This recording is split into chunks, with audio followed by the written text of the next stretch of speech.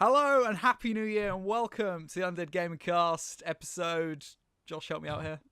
Six. It should really be 12, or no, 10th at least, because we started this in March, I think. But shit happened this year. It's been a busy year. Shit got real. Stuff doesn't always go to plan. And like today, this is December's cast. Welcome. Obviously, this is late because we're now well into the new year. Yeah. Already. I blame Christmas. Yeah, I blame Christmas. Literally, it's one of those times where it's difficult to get everyone together because everyone's all over the place. Family, friends, pantos, you name it, we're all there. Yeah. So, welcome to the Undead Gaming Cast. I'm Rob, the Undead Gamer, and this is our monthly podcast where we talk about video games, the industry, news, and all sorts of shenanigans and things like that. So for the next hour and a half, 2 hours, I hope you enjoy what we have on offer for you today. So, without further ado, before we get into today's podcast, let me welcome you to our wonderful, wonderful guests. Start by welcoming back Mr. Naz Dragonheart. Hello, thank you very much for having me back. From wonderful channel Talk Play. How are you, buddy? Happy New Year. Happy New Year too. Yeah, I'm all right. Just suffering today, or tonight. Hangover syndrome. Go back to bed. Awesome. And welcome back as well, Mr. Humble Gamer. Hello. From the nice awesome to be Humble back. Gamer channel. Welcome. Happy New Year. Happy New Year to you as well. Yeah, it's going well. Awesome. Good. And again, welcome back to our old chair, Mr. Josh Whitehouse from Singularity Games. What's up? Hello. I'm determined to give you the most wonderful introductions every time you're on. I did wonder what I was going to be today, actually. Yeah, I thought I might be the mildew under the window today, but... We just see it going all Anna Davies on QI there at the end. Hopes and dreams. that Hopes mold we can't scrub out of the corner. That's the one. That one you need to keep on painting over. That old pea that just ran under the counter. What can I say? It's wonderful. Actually, I could compare you to the tin of tuna that we found under our kitchen counter that's been there since 2005. We moved in two years ago. We put it back because we thought, you know what, part of this flat soul is within that tuna. It'd be rude to get rid of it. Was it open? No. Luckily, good Jesus, if it was, we would have smelt it. I think the previous owners and the owners before that would have smelt it as well. It'd be fine. And if not, God, what was wrong with them? God save our souls. But it's still there. I can show you next time you're over, Josh. Sure. You're that tuna. I aim to please.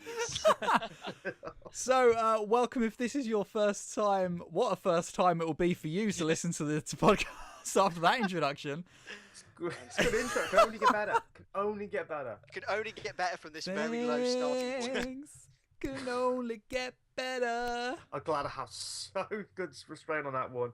Someone had to do it. I'm glad it wasn't me. It embarrassed everybody. So if this is your first time tuning into the podcast, well, thank you, and I'm glad you're still with us. But yes, as I said, this is a monthly podcast. We talk about video games. Just to give you a little idea of the format, we sort of, after we've introduced our wonderful people to the podcast, we talk about what we've been up to and what we've been playing this month. And hopefully that will be a significant amount, seeing as it was Christmas just gone. And Christmas, I think, correct me if I'm wrong, is better known as a season of giving gifts and receiving gifts. And free time. So hopefully there's been a lot of time, a lot of new games being played. If not, then fair enough, you probably don't celebrate Christmas, which is nothing wrong with that. I'm going about insulting anyone and everyone I can, aren't I? This is great... it's going to be one of those ones. Yeah, nice one, Rob. Flag it. Flag it. And then we're going to go into the main news topic of today's podcast, which isn't like normal. Generally, we talk about news that's happened this month, but this is going to be a rundown, a review, if you will, of our best and worst parts of 2014 within video games. Not just talking about the games themselves, but also news, events, announcements, publishers, business decisions, people, anything and everything, bad and worse in 2014. So quite a sparse and open topic for today.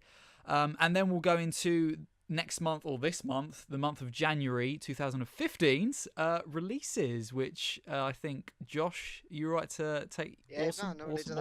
Less work for me. Anything to do it, I guess. So, without further ado, who wants to go first on what we've been up to and what we've been playing this month? I think I will, because I've had the least time. Oh no! There we go. Well, me and Naz have been sharing much of our computer time. Yes, we have. Over the month of December, we broke Minecraft back out. Yes. What the awesome Fantastarealm. Fantastarealm. By the way, can I just say, if you guys know of the Fantastarealm, go click the links to either Humble's or Nazzy's, or both, in fact, 'cause that'd be better, and see their awesome content, but their Fantastarealm diaries, because they are fucking hilarious. Brilliant.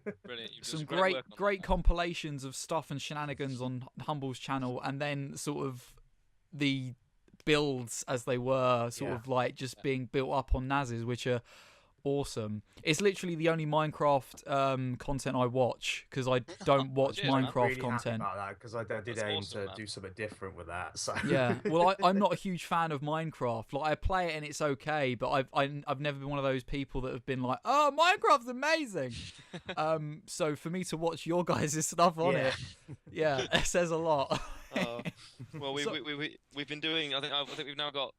You've been there for some of them, Naz, but I don't think you were there for all of them. Not all of them, no. Some of the things will surprise Naz. We've got 7 more episodes to come very shortly. Sweet. Which there was literally a point where they were on it for like one night, and then I came on like the next night, and it's just like, what the hell have you done here? It's like things happened. Things happened. There will be bunnies. Yeah, there will be lots of bunnies. We won't go any further than that, but there were lots of bunnies on one of them. We've also been playing a fair bit of Euro Truck Simulator. Euro Trucks. With the multiplayer mod, which is awesome. But also, I've got to say, Euro Truck Simulator on its own is really relaxing to play. Just pick a nice long route and just drive. It's brilliant. What else have I played? Longest Journey, Dreamfall: The Longest Journey, going back to an old game. In preparation for is that what you were chapters. LPing? Yes. Yeah. In preparation for chapters. That's fun. And the old standards, things like I've been back on Skyrim, stuff like that. And Train Simulator, like literally and most of the time I see you on Train Simulator. Yeah. So you're playing Train Simulator. It's relaxing. These routes don't build themselves, Naz. Yes, they don't. They do not build themselves. So yeah, that's what I've been doing. So that's the shorter list of the 4, I would imagine. Anything new and amazing as of Christmas? Anything new and amazing? Or you've got in the sales, because obviously Steam is fairly known for their sales, I guess. The one new and amazing thing which I am going to play very shortly, with and without Naz at the same time, is Borderlands 2, which I haven't touched before. I played the original Borderlands and I sucked hard at it. So that's going to be fun. Ever humble. Yep. No shame in admitting I sucked at that, but and there was one we played. Hold on, just let me get my Steam library up. Chat amongst yourselves, folks. So what do you think of the weather right now? It's cold, isn't it? I think I swear to God, after doing Christmas, the weather just deteriorated. It really did. Global warming happened. Into freezing cold. What the hell is happening? Like Boxing Day, I walked out, there's just like frost and ice everywhere. I'm like, what the hell happened? Is this the aftermath of Santa from the North Pole? Santa dropping snowstorms from his sleigh. Fucking drop it like it's cold. Drop it like it's cold. Nice. Thanks, Santa. Iron Brigade. That was the other game I played. Iron Brigade. Oh, yeah. Okay. That's a good little game. Educate me. What is that? It's a First World War. But it's a parallel First World War. If First World War went the Fallout 3 route, if there was lots of technology and stuff, and you drive a trench, which is it's basically a robot with big legs and lots of guns, covered in sandbags. It's pretty fun. It's a lot of fun. Gotta say, I enjoyed it. I'm pretty sure it was a game on Gold a good while ago now. Yeah, I've got it on my Xbox. I did play a little bit of it, but not very much. It was good fun though. It was very good fun. Very good fun. So yeah. Cool. Good. Yeah. Okay, who wants to go next? Go on, Naz. Go on, Naz. Oh, that's what he said. Quickly, throw him into the fire. In there, get in, burn. Things I've been playing. Got Smash Bros on the Wii U. Which is what we were playing last night. Bought a couple of amiibos of it. And I'm starting to get that weird gamer itch of I must own all these bits of plastic now. Oh which God! Is terrifying. Oh dear. They're really detailed and lovely looking figures, but they cost money, and I don't have money, so I can't spend money. They're nicely made. I did see a couple of them the other day in game, and they're really, really lovely. Like well casted and stuff. Jumping on that Skylanders hype. Yeah. Yeah, I say I got a Samus and a Pit, and they look really, really nice. And I just trying to stop getting more. No, it's become an addiction. Rein it in. Plastic crack. Just control. I get a wristband, like snap it on my wrist every now and then, just to keep me in line. What else have I been playing? Bit of Borderlands 2. Started that off with my humble friend Dave. Had a quick crack on that. Remembered how really, really, really good it is. What else? Always playing Mario Kart. I'm always doing that because it's amazing. Probably talk about that a lot later. And Grand Theft Auto 5. Been playing that again. Bought that on the PS4. Yeah. It turns out that the best game of last year is one of the best games of this year. It's amazing. Still. Yeah, well, funny that because it's like there's nothing really this year that's come out for the next gen platforms that has been wow. No. Give it a chance. At the time of recording, it's the 4th of January. Yeah. Give them some chance. 2015 has disappointed me in the following ways. That's it. We're reviewing this year now. Yeah, the current year. Shit. 4 days in. Fuck it. 4 days into 2014. What is this? What is this? What are we dealing with now? But now I say it's generally been a good year for games, to be honest. I played a lot more than I was expecting to. Mm. I got through a lot of games this year. I was really glad to play Shadow of Mordor this year. I got through that, and I was really happy. It was just like I could leave it. That's it now. I could go right. I played a game I was really looking forward to from the start of the year. Play that now. I can move on. Look forward to this year. Sweet. Yeah, no, I'm so really looking forward to playing Shadow of Mordor. Like I really want to play it. But I'm waiting to either get a PS4 or a PC to play it on because I really don't want to get it on last gen consoles. I don't think it's worth it personally. I mean, we had this conversation in the last podcast about it. Yeah. Certainly the last one I was a part of. Anyway, at the time I was thinking, maybe it doesn't matter that much. The emphasis is really good or whatever. And then, you think more about it and you go, actually, you do want to play it with that nice next gen sheen, particularly the way some of the effects happen in the game. Stuff like it's just. Looks very, very nice. Very nice. Yeah, boy. Yeah, no, I was very surprised at Shadows of Mordor. Very surprised. Yeah, because you were sort of backs against the wall with it when it was first announced. Yeah, I didn't want to be like a huge negative Nance. I'll save you were it. playing devil's advocate. I think that's fair to say. You were sort of like, it may not work. But I'll talk about Shadows of Mordor later. I will. Yeah, I will.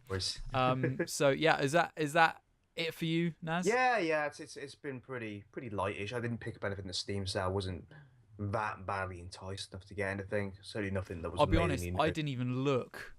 But I suppose it's because I got a Mac as well, and it's like there's no point sort of teasing myself. I got the odd email saying, "Oh, this on your wish list has gone on sale," every and that. day. It's on your wish list. Like I only sort of logged in every day to vote. It's like, oh, I've cast my vote. I've helped somebody out today. I'm gonna look at all the games I can't do anything with now. Yeah, sad.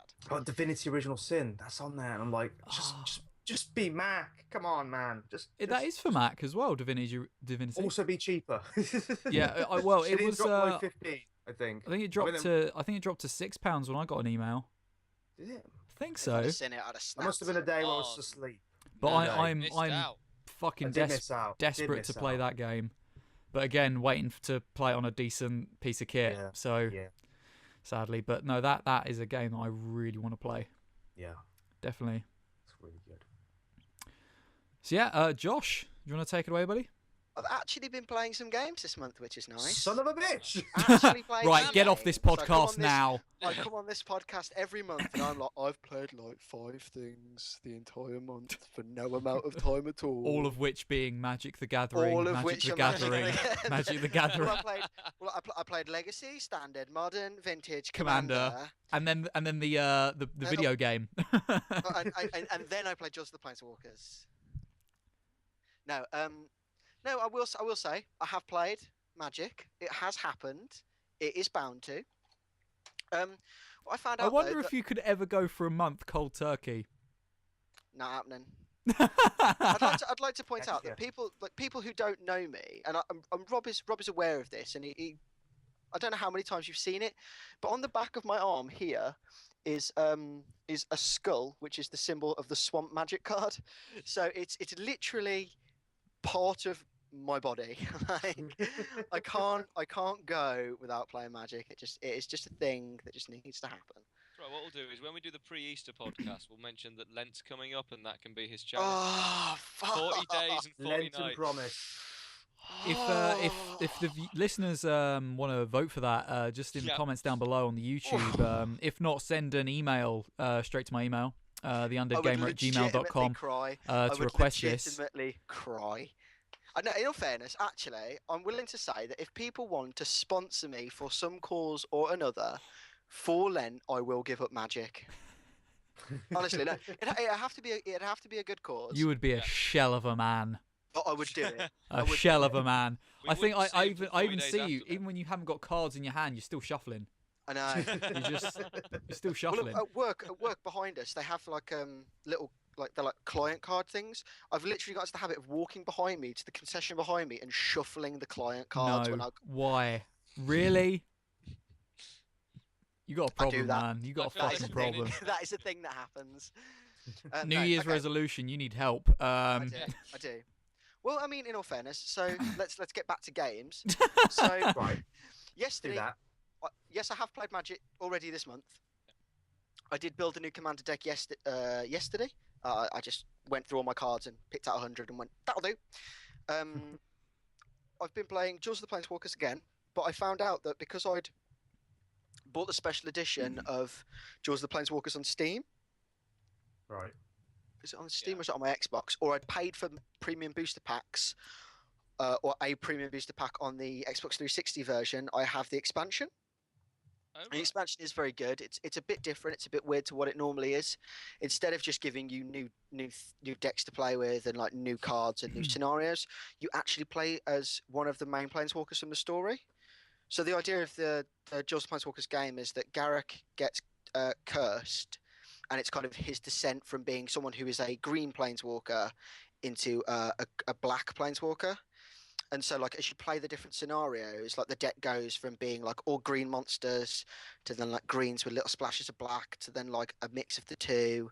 You know, so you see like the evolution with the story as you go. Like it plays very differently. Every scenario plays differently. For which I anyone thought was who's pretty not cool. aware, there is so much. I can't stress how much lore behind Magic the Gathering. So, It's probably on the scale of Tolkien lore. Like, well, I mean, when I first bought my Kindle, I went out and I went on the Kindle store and I Googled it, and I was like, I'm going to catch myself up on Magic lore. It's like something I've been wanting to do for a while, and I'm talking like old lore. I'm not talking about like the new sets or anything. 36 books. Jesus. Ooh.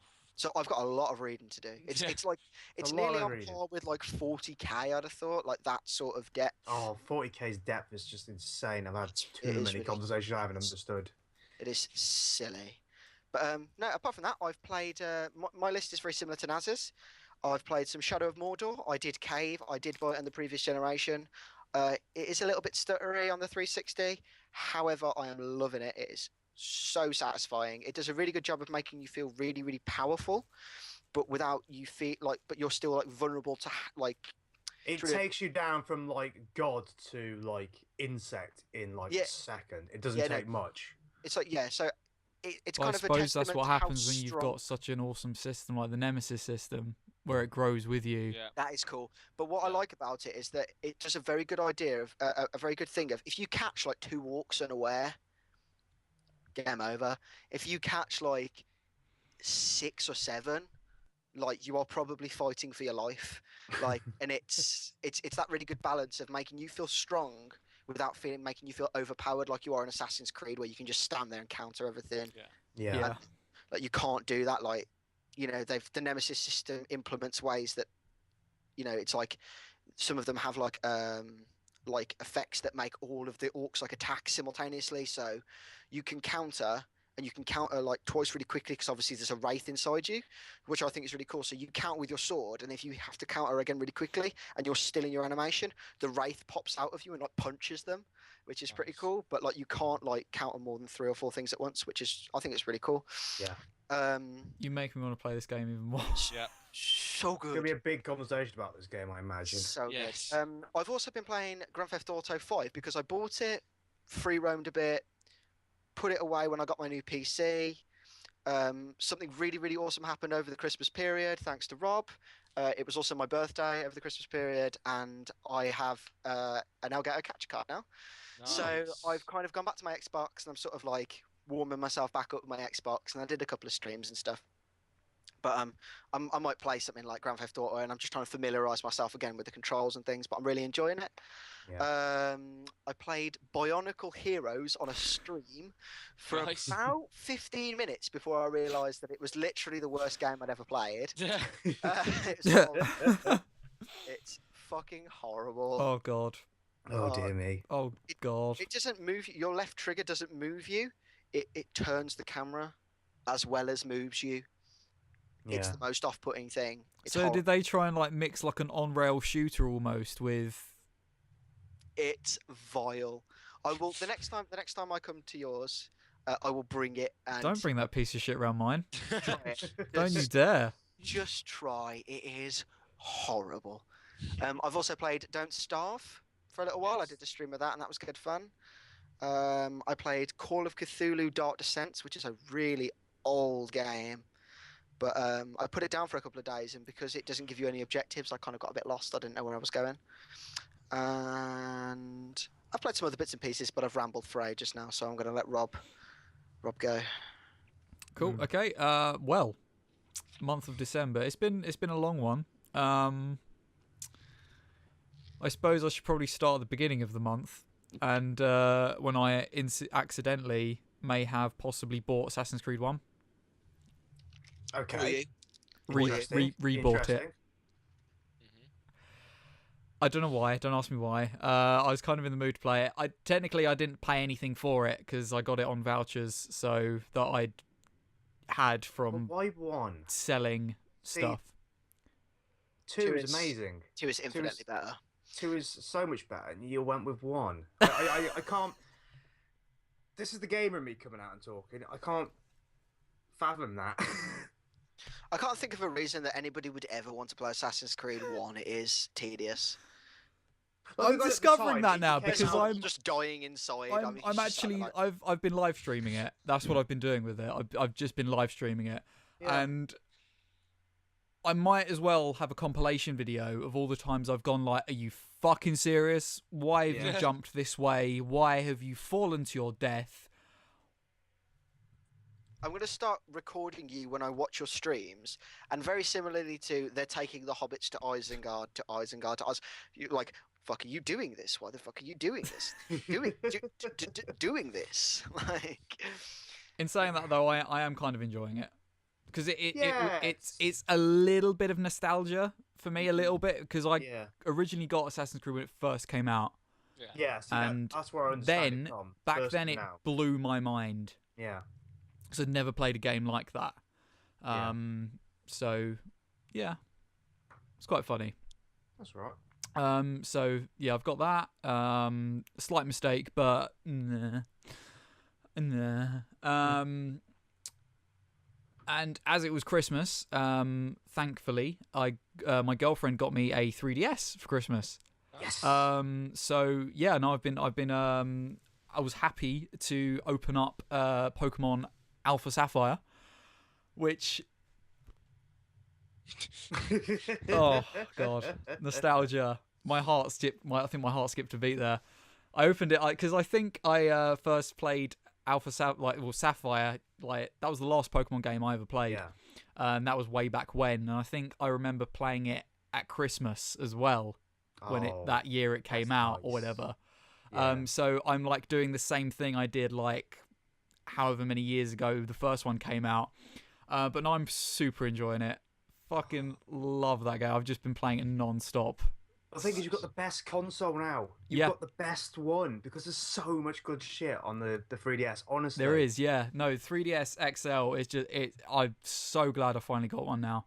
Because there's so many games that I want to play for 3DS that I've not been able to, and now I can. And you're in for a good time. But Sapphire looks awesome, especially in like in the X and Y engine and that in 3D. It's so awesome, and like all the new stuff they've added, like from all the previous Pokemons and the X and Y, like all the different new mechanics are really, really awesome. Like the sneaking up on Pokemon, and so good. And the extra bits of training that you can do where you take them to like a training gym. It is so much fun. There's so much to do. So much to do in that game. Have they kept the because I don't know enough, but I know bits and pieces of it. But they kept in the Pokemon love game, the friendship thing where you feed them and you pet them and you go, yeah, because that wasn't that implemented in X and Y. That was implemented in X and Y, and I spent ages just like going, there's a good Snorlax. Snorlax. Please tell me you did it in that voice, because that just makes that. Oh yeah, of course I did. There's a good Snorlax. There's a good Snorlax. Yeah, you like that, don't you, Snorlax? Yeah. It has to be Snorlax.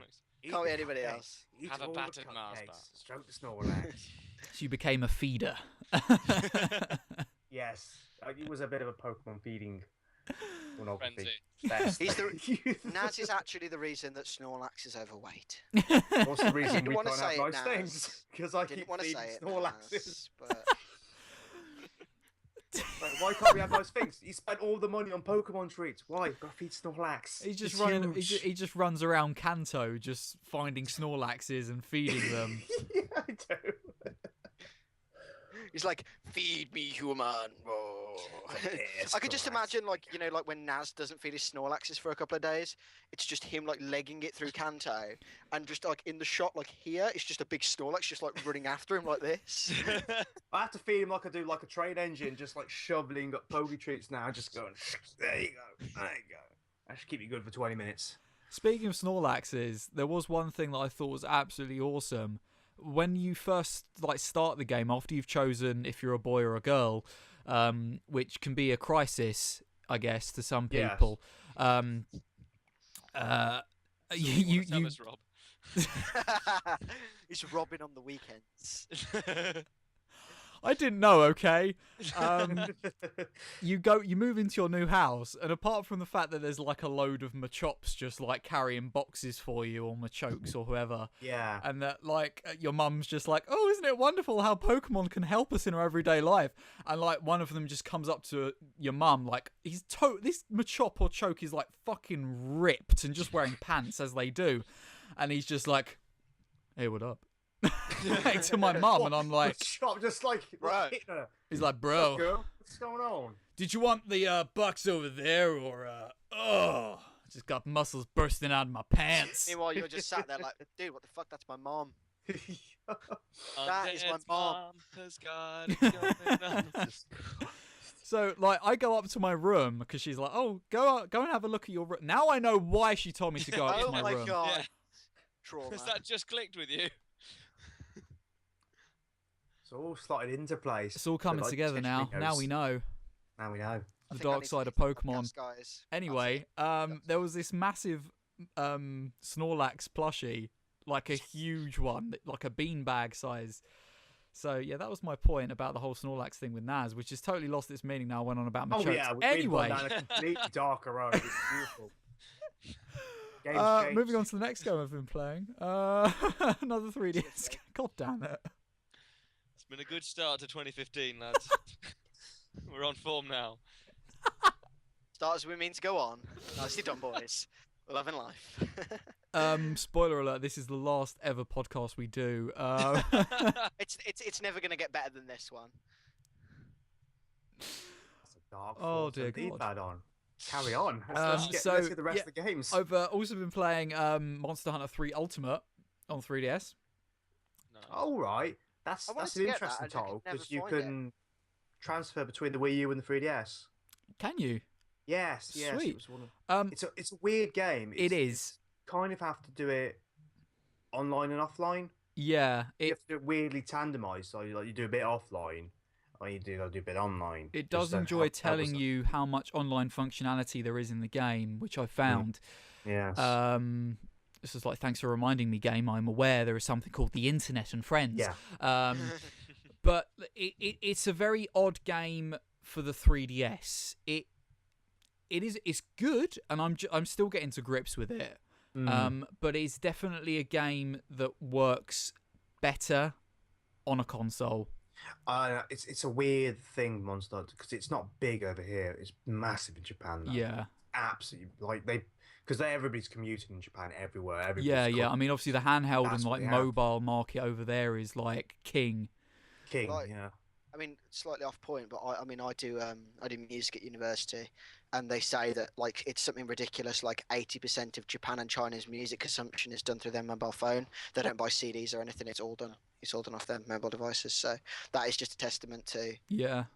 It doesn't surprise me that DSs and Monster Hunter and things and Pokemon are so huge in Japan. If that is actually the case, like. Yeah. And the Vita as well. Like, if there's a lot of people that think the Vita's dead, but if you're into like JRPGs or whatever, like that is your system to get is a Vita, because there's so much. Because the Vita's done so well in Japan. Like that's your system if you're proper into your JRPGs or whatever. But yeah, no, Monster Hunter it's good, but it's really weird. I can see how it works better on console, just because you've got more like control functionality and more visual space as well. Yeah, like I can't have the 3D on at best of times because it just plays havoc with my eyes. Yeah. But on Monster Hunter, I've got to literally have the console like in one position, and I can't move it even slightly, like because otherwise my eyes are like Jesus Christ, because there's so much sort of like depth in the visuals. It's not sort of like Pokemon's quite easy graphically on the eyes, quite cartoony, whereas obviously Monster Hunter is a bit more like realism. And there's so much sort of depth in the visuals there. Like I have to hold it in the same spot constantly for the 3D to actually have any benefit on me. So I don't really use that a lot. But it asked me at the start when I started the game. It asked me, am I using the circle pad attachment that you can buy for the 3DS? So obviously it's been made with that in mind, because I can see how that would improve your game. Yeah, definitely. Because obviously with most games, there's a camera which you can move and stuff to see where you're going and also focus on your monsters. And that is, if you don't have that circle pad attachment, that's moved to the touch screen, which in of itself is kind of a little bit of an awkward space to put it, because you're really sort of stretching your thumb over. Plus the fact I don't really like putting my fingers on the touch screen. I'd rather use the stylus. But you can't use the stylus because you need your hands as free as possible for the buttons for the A, B, X, and Y. Yeah. But yeah, no, it's all right. I'm getting to grips with it. Some of the controls are all, quite sporadic and all over the place, really. I'm not sure if you can reassign buttons. I doubt you can. I think you can. I've not looked too deeply into it at the moment. I think you might be able to. And whether it's just me that I've not explored it enough yet or what, but like you can't sort of target or like onto a monster and keep target there. Like normally, because. Sorry, just find it hard to explain this. Yeah, you mean there's no like target lock on? No, yeah, that's what I mean. Yeah, nailed it. Yeah, there's no target lock on at all in the game, which makes things really difficult because a monster will run at you, and then they can move slightly to the left or whatever, and that's totally fucked up your shot. Yeah. Because I'm using like a two-handed greatsword, which is ridiculously big anyway. Like it's probably bigger than Final Fantasy VII's swords. You're hitting someone with part of a building. It's not quite not literally. There's no sharp edge. It's just a big thing. It's like, here's my fire truck. Like, but I mean, rightfully so. Like the movement is quite slow because obviously you're wielding something that's bigger than you Yeah. and another person, no doubt. So there's a bit of realism there. But Yeah. like literally, if the monster just moves slightly to the left, you've like totally missed that. And I can see if there was a target lock on. Normally, if a monster moves slightly to the left or slightly to the right, your person would just sort of move automatically with them, and you'd nail a shot.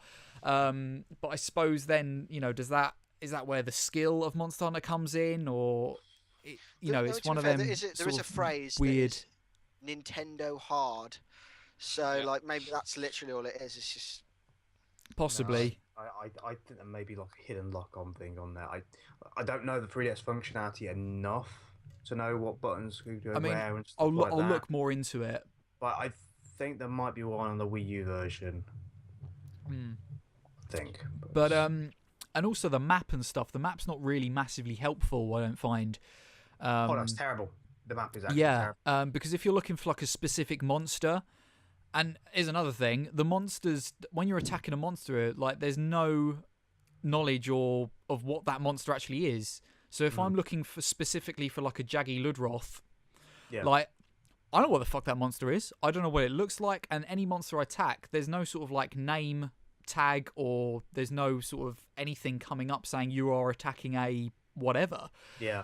So it kind of boils down to Google, I guess. But I guess I'll find out what happens with it. I'm getting to grips with it. So you pet the pig yet? No. Although the cats are pissing me off. Thing on the petting the pig. Because obviously you do cook it in there. Is this a euphemism that I'm not familiar No, with? no, yeah, no. I'm wondering the same. Have you pet the pig yet? No. I think it's in the main house. There's a tutorial for cooking meat and stuff, getting the timing right. And essentially it's about petting a pig. But and that's the whole purpose of the pig. But there's like this weird subculture that's built up around it, where it's just like, if I pet the pig, that's giving you good luck. There's some kind of weird like superstition. So like, I could go out and fight monster stuff. I'll quickly pet the pig and I'll get better loot. Right, let's go. Pet the pig. Go! And then obviously it's one of those weird situations where it happens right for a few people, and then suddenly that seems to be the superstition. It seems to be like, if you pet the pig in Monster Hunter, you get better loot. I might try that. It might also prevent the cats from stealing my shit, because they are pissing me the fuck off. My God. So there's a race of actual cats in the game, some of which are really friendly and help you out, that are in the town. And then there's the ones that you find in the wild that come at you and steal your shit. And then you can't fucking get them because they run away, and they're like, meow, meow, meow, like all the damn time. So there's this blaring out of the speakers. And my girlfriend's like, what the fuck are you doing? And I'm just sitting there like, you fucking arsehole, you cat, come here, you prick. Chasing after this cat, who then proceeds to bury himself in the ground and disappear with my shit. And I'm like, no, I'm done. I take great pride in beating the shit out of cats in that game. Which says something about me, because I've got a cat and I like my cat. I'm coming to fetch Dimmy and take him away. I'm sure Tash will understand. Cats are arseholes in that game. No, cat burglars are arseholes in that game. Yeah. Burglar cat. Burglar cats. So yeah, that is pretty much all I've been playing.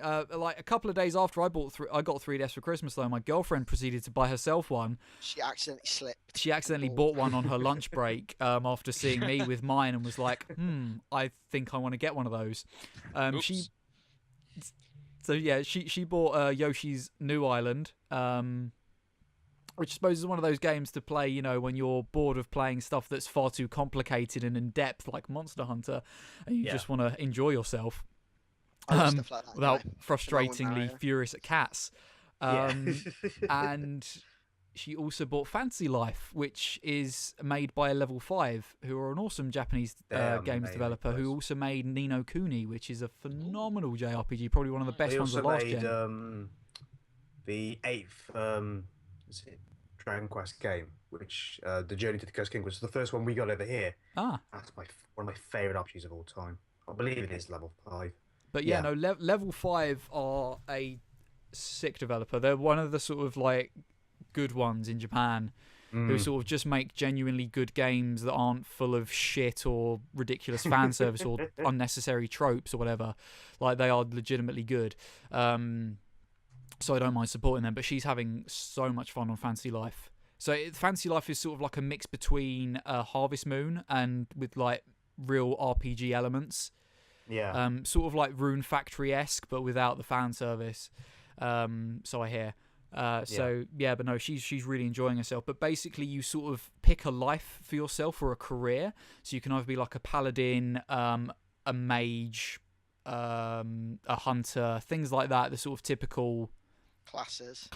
Yeah. But then you can also choose to be like a cook, a fisherman, a carpenter, things like that as well. And you sort of just build your life from there, and you sort of become the best at your craft, essentially. That's sort of like the point of the game. But she's really enjoying it. She's playing a mage.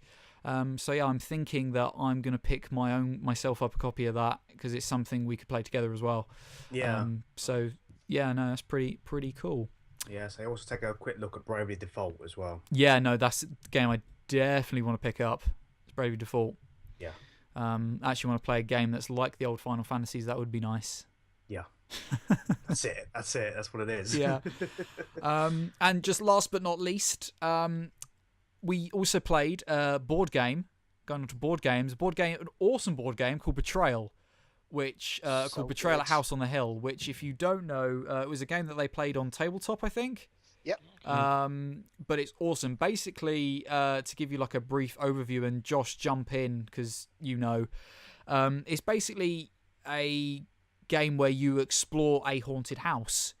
And there's loads of stuff that happens. It's sort of like a tile-based board game. So as you sort of explore the house, you build it up with these tiles, and they're totally random. So, things can be in different places. So every new game is a new experience, essentially.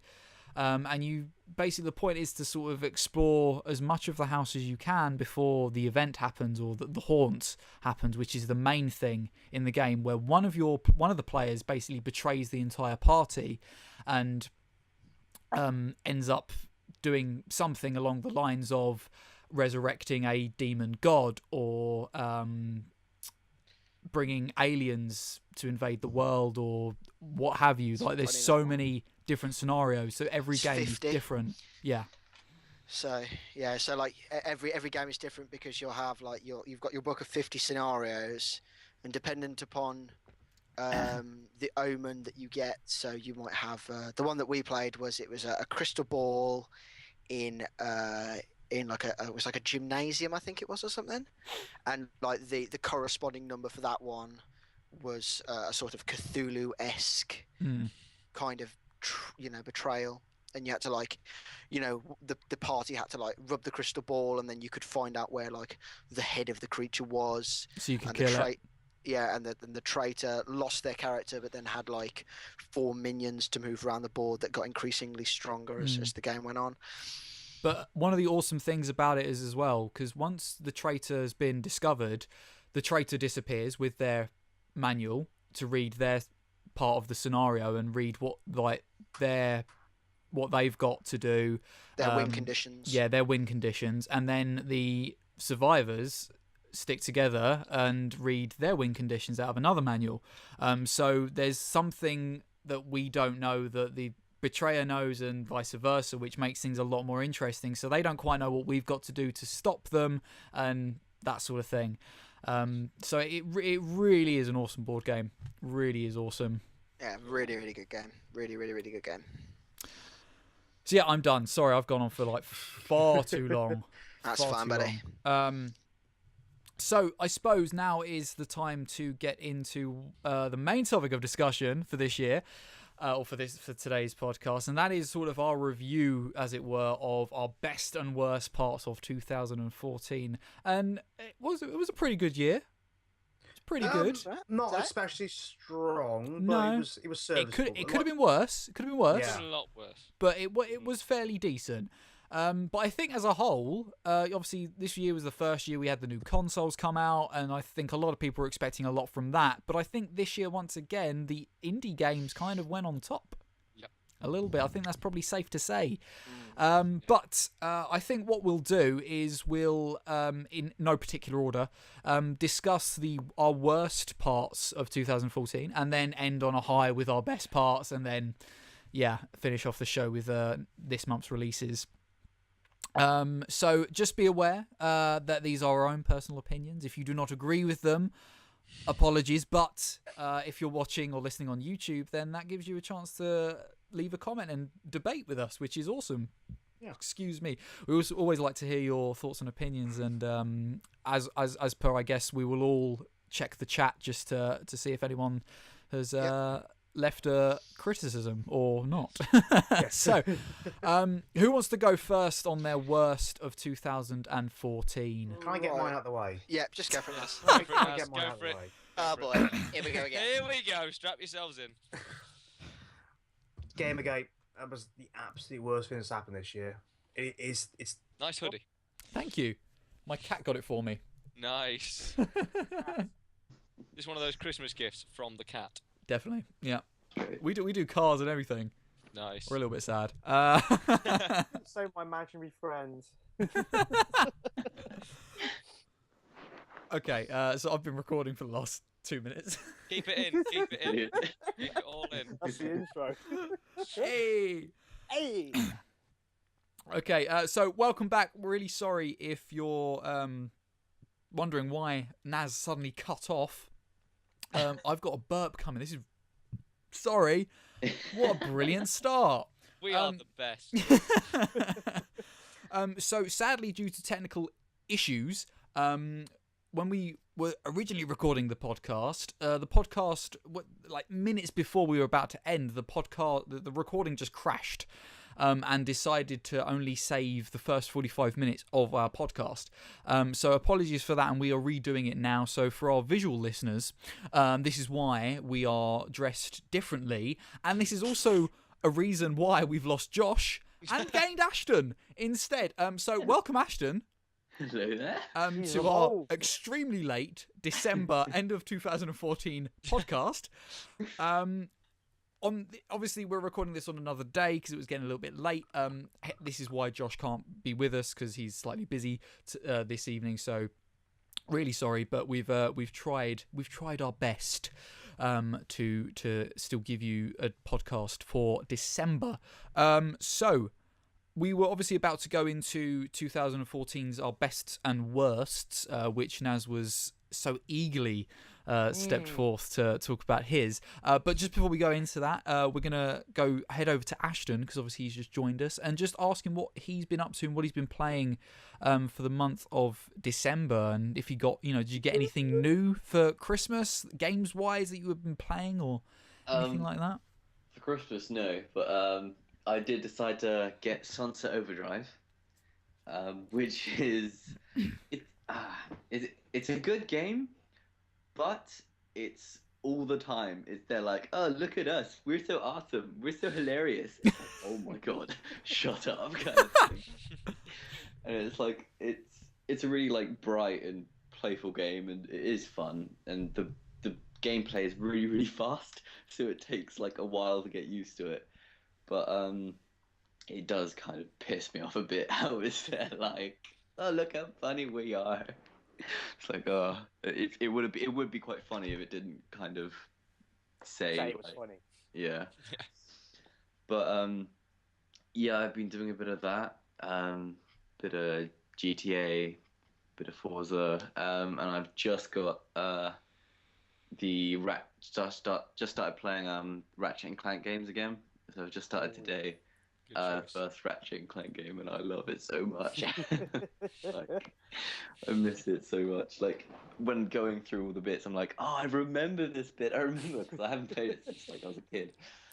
That's one thing, like we were saying earlier in the podcast or earlier in the week, for us, because I got, as you probably know, I think you know, Ashton, I got 3DS for Christmas. Yeah. Without a charger. Without a charger. Did I mention that? Ooh. No, you did not. I didn't. Right. Okay. So this is my rage on Christmas Day. Okay. I've been wanting a 3DS for quite a long time now, at least like a year or so. And my girlfriend got me one, and I'm like, oh my god, I'm ecstatic that she's managed to get me a 3DS. And so I open it up, and I'm like, oh, I've got to have a look at this. It's a beautiful red and black one. And I'm like, where's the charger? Where's the charger, Nintendo? Where's the charger? Jesus And it says Christ. in small print, I might add, on the box, charger not included. Seriously? Yeah, and my girlfriend felt really bad, and I was like, no, it's not your fault. Like, I didn't even notice this, sign on it, which was tiny as hell anyway. Plus, you'd think, as per normal, when you buy a console, it comes with chargers, leads, controllers, whatever. Is the 3DS battery operated? Oh, No. Is it not? Why do you need a charger? Well, it's charger. Yeah, why do you need it without it? Yeah, I know. I mean, it came Because- with like a smidgen of charge. So Yeah, but how the fuck do you expect me to continue? So how have you got away with that? just Because where's the they charger, Nintendo? Because they can charge you more money to buy the charger No, no, separately. no. But you here's the can't thing. do that. Jokes on them, because I didn't buy a Nintendo charger. I bought a game one for £5. Nice. So F you, Nintendo. God damn it. Stick it to the man. I can't believe that. I really can't. That's Sonic, not right. Sonic and Tails are now weeping into each other's shoulders because of that story, Rob. Yeah, Yeah, you fucking you are. damn straight. You've ruined Nintendo. I'd Fucking- have got it if it was like you could put batteries in the thing. I'm not being Yeah. funny Oh, though. okay, they'll Sonic give and you the Mario, choice to have a charger bloody or batteries. whores. Ridiculous. Yeah, it is.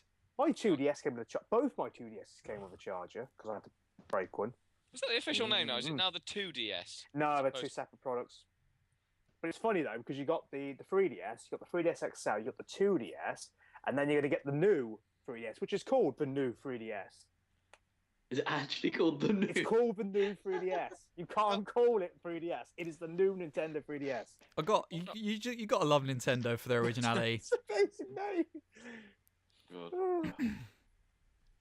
Right. So yeah, that Yeah. was sorry. That was my rage at Nintendo. Oh, just put that in the bad column. Start the bad stuff off now. Yeah, start the bad stuff off. Okay, yeah. So bad. Ashton, if you're good to go on, Yeah, I haven't really played much else. that's absolutely fine, buddy. So yeah, we'll move on to our in no particular we'll go with Naz again. But our Can I literally just say Gamergate and we just leave it at that? Because we had a big long conversation about it and it just depressed me to fuck didn't- keep mentioning it- it. It didn't record. it Naz. didn't record. It got lost. It It got record. lost. I'm sorry, Don't do Naz. it again. Don't do it again. So Come on, buddy. Stay strong. Stay strong. we're gonna start with Naz's best of 2014. Yeah, because it's the only one getting through. No, just- Okay, Naz, your worst of 2014 in gaming. Gamergate, it was horrible. It went on for too long. He was awful. Terrible human being, being terrible human being. Yeah. And this is my one word on it. It was terrible. And it shouldn't have happened, really. It was just not right. It wasn't pretty colours we were painting ourselves. There was I know. nothing positive about Gamergate. No. No.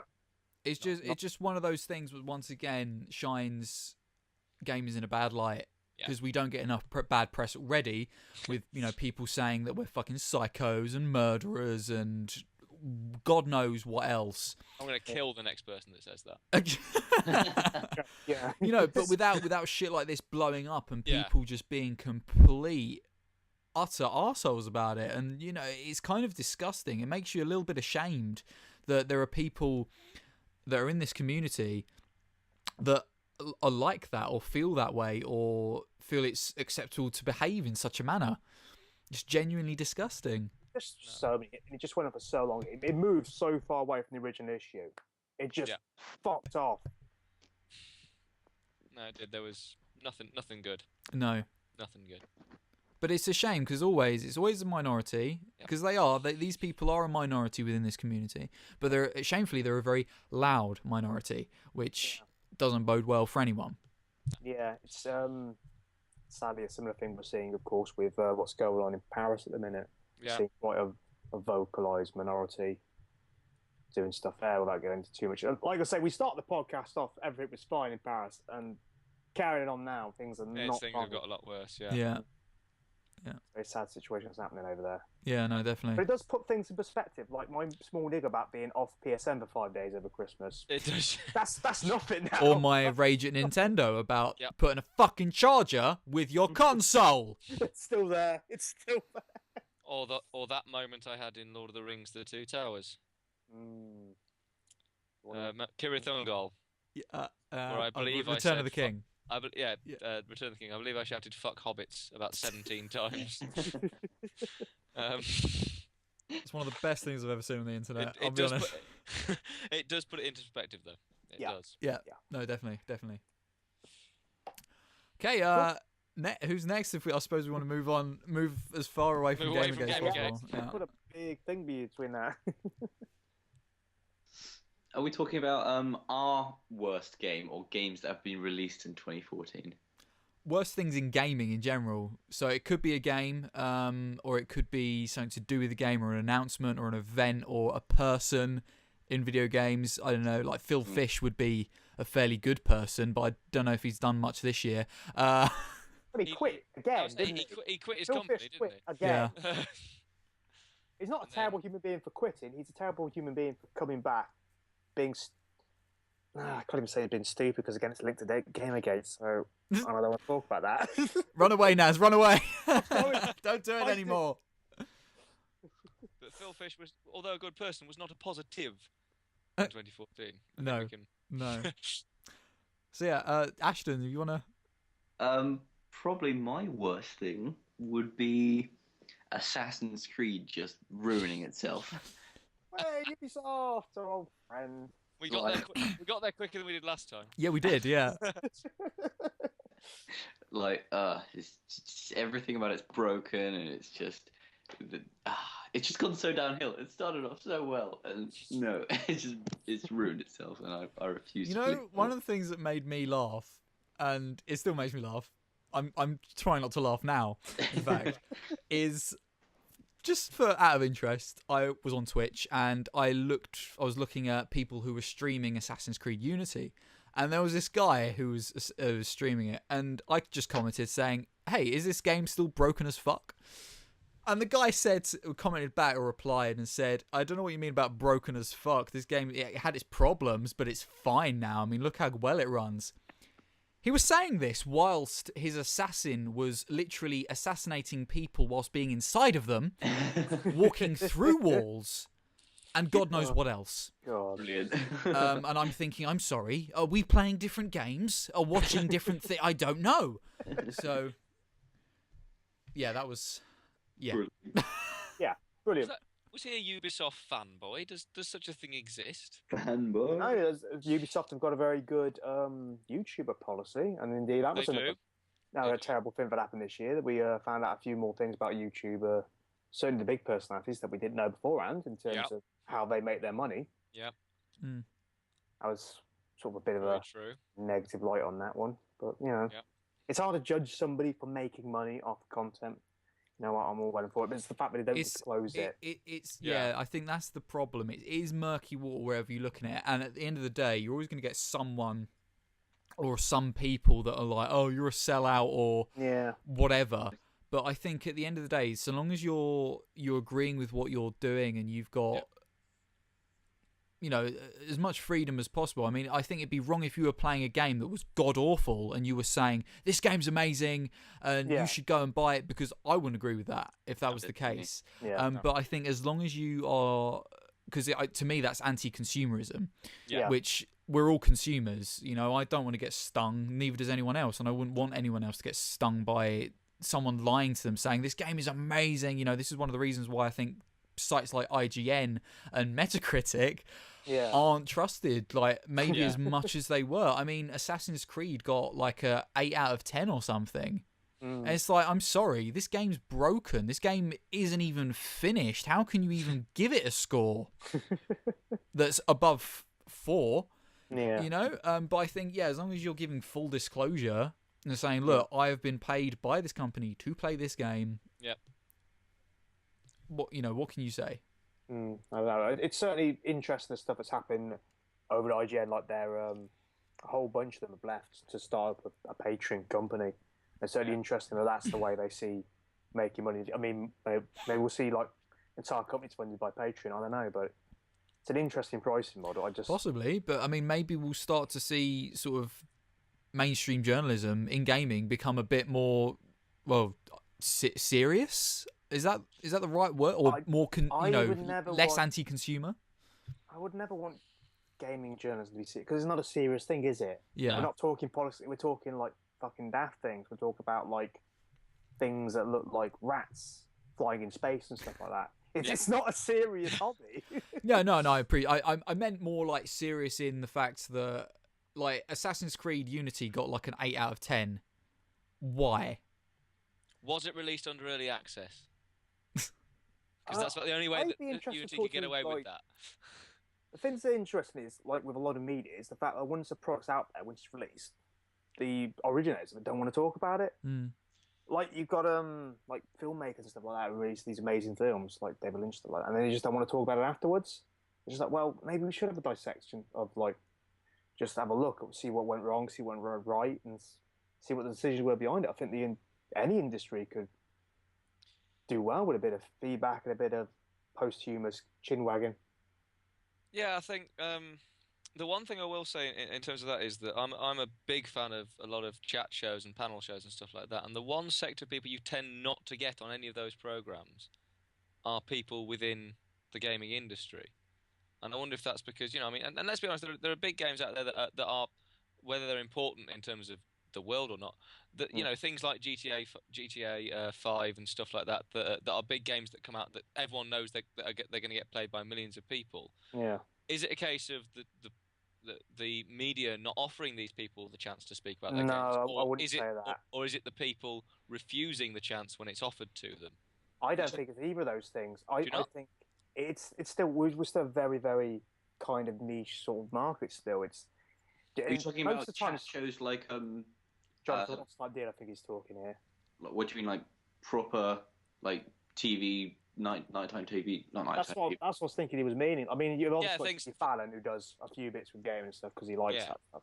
But he's the minority. I don't think you can bring somebody from games on there just because there are no real personalities in the industry anymore. But that's. I think we've run out of our superstars now. I think you mentioned this a couple of months ago, Naz, that we haven't really got any like sort of the rock stars anymore of gaming because they've all kind of left, or they've got too old, or they're kind of not as in the mainstream light anymore. But I still think where we're at in gaming, and I hope to God this changes, in years to come, and I think it is slowly changing. People's opinions of gaming and people within the games industry is changing. More and more games are being recognised as art forms. I mean, like Journey, was it last year or the year before, won BAFTAs for its music and its art.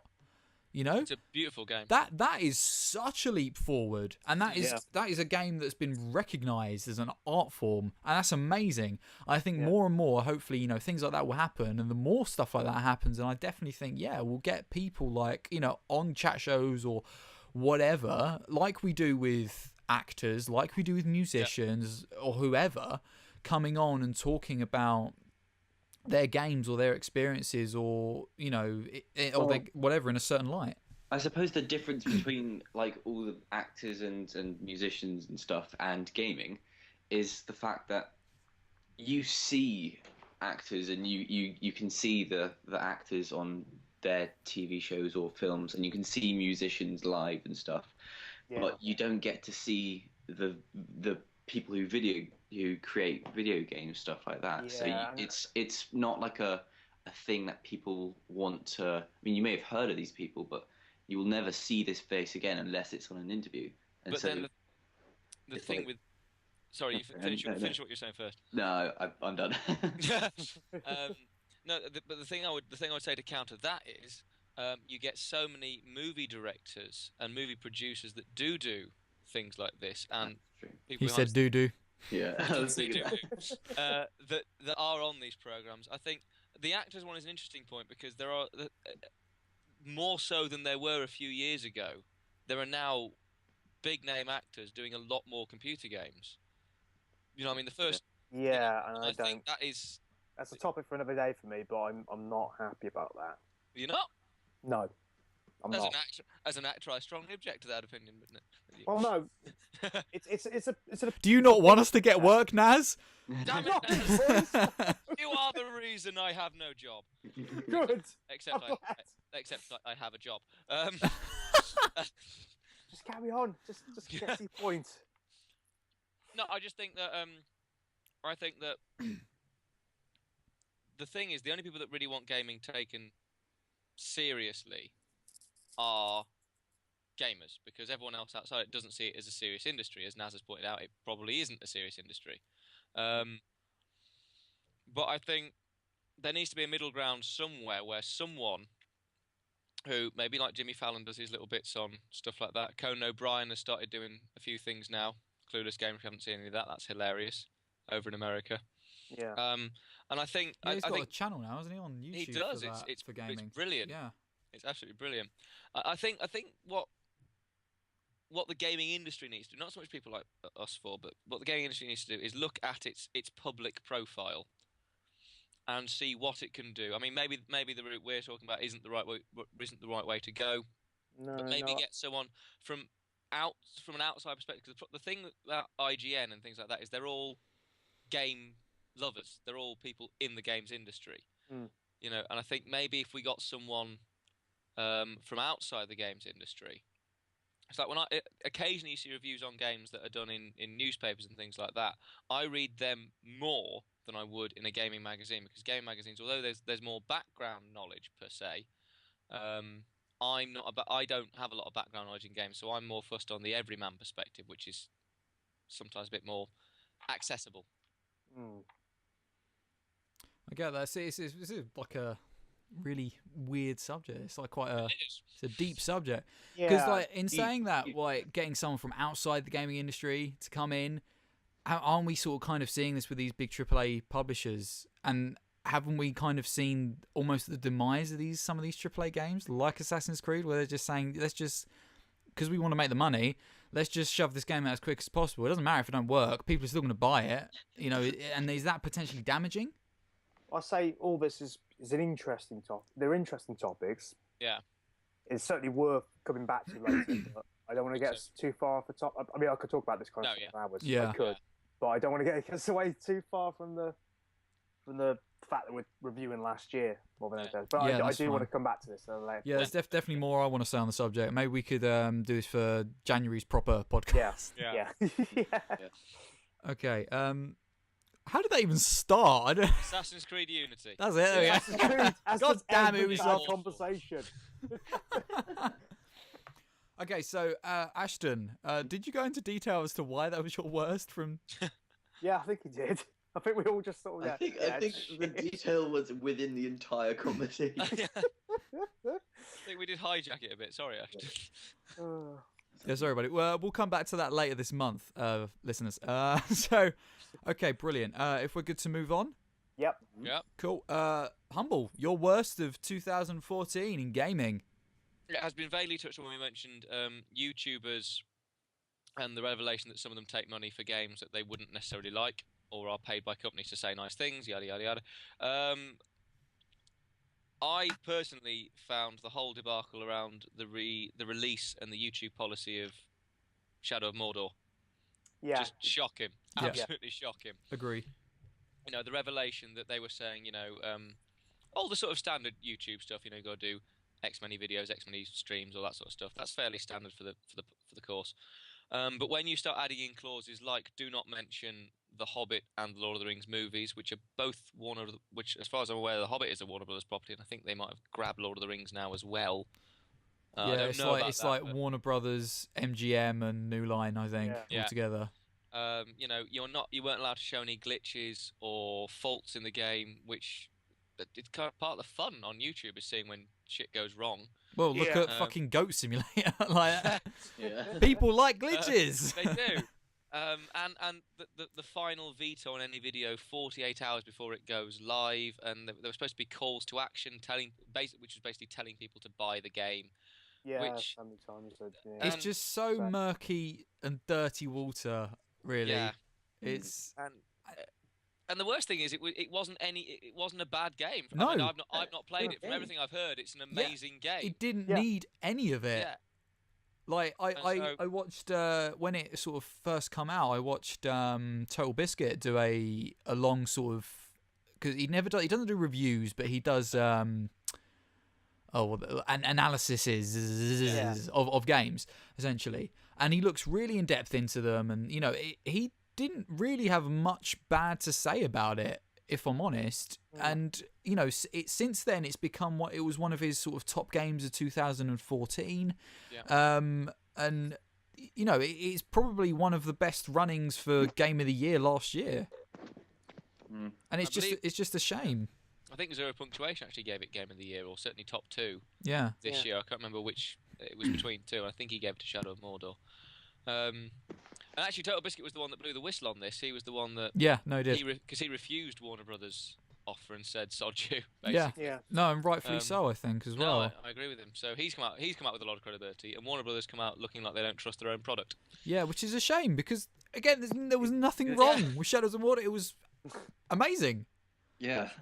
The thing is, if they had just released it like any other game, it would have got like the good reviews and people would have bought it and stuff, so they wouldn't have lost any money. No. And it's just That's stuff like embargoes and stuff like that. People are just very, very nervous these days about releasing anything. It's just that's the kind of world we live in these days. I can understand. I can understand embargoes because they do make it fair for everyone to get a fair chance to release their content and actually have their chance to, you know, get their review or whatever seen. Because obviously, if for example, Naz, you were to review Shadows of Mordor, and we both got it the same day, but you whacked your review out, say, for Saturday, and I'd whacked mine out for Monday, mine would be late. It would be not current anymore. Yeah. And I'd miss out on views and money or whatever, whereas you would, you know, get more.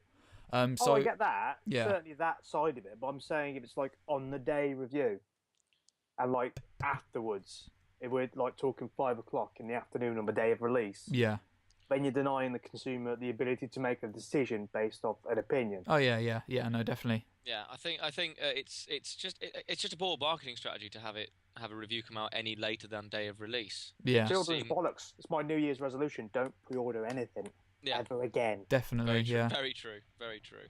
You only get stung by it.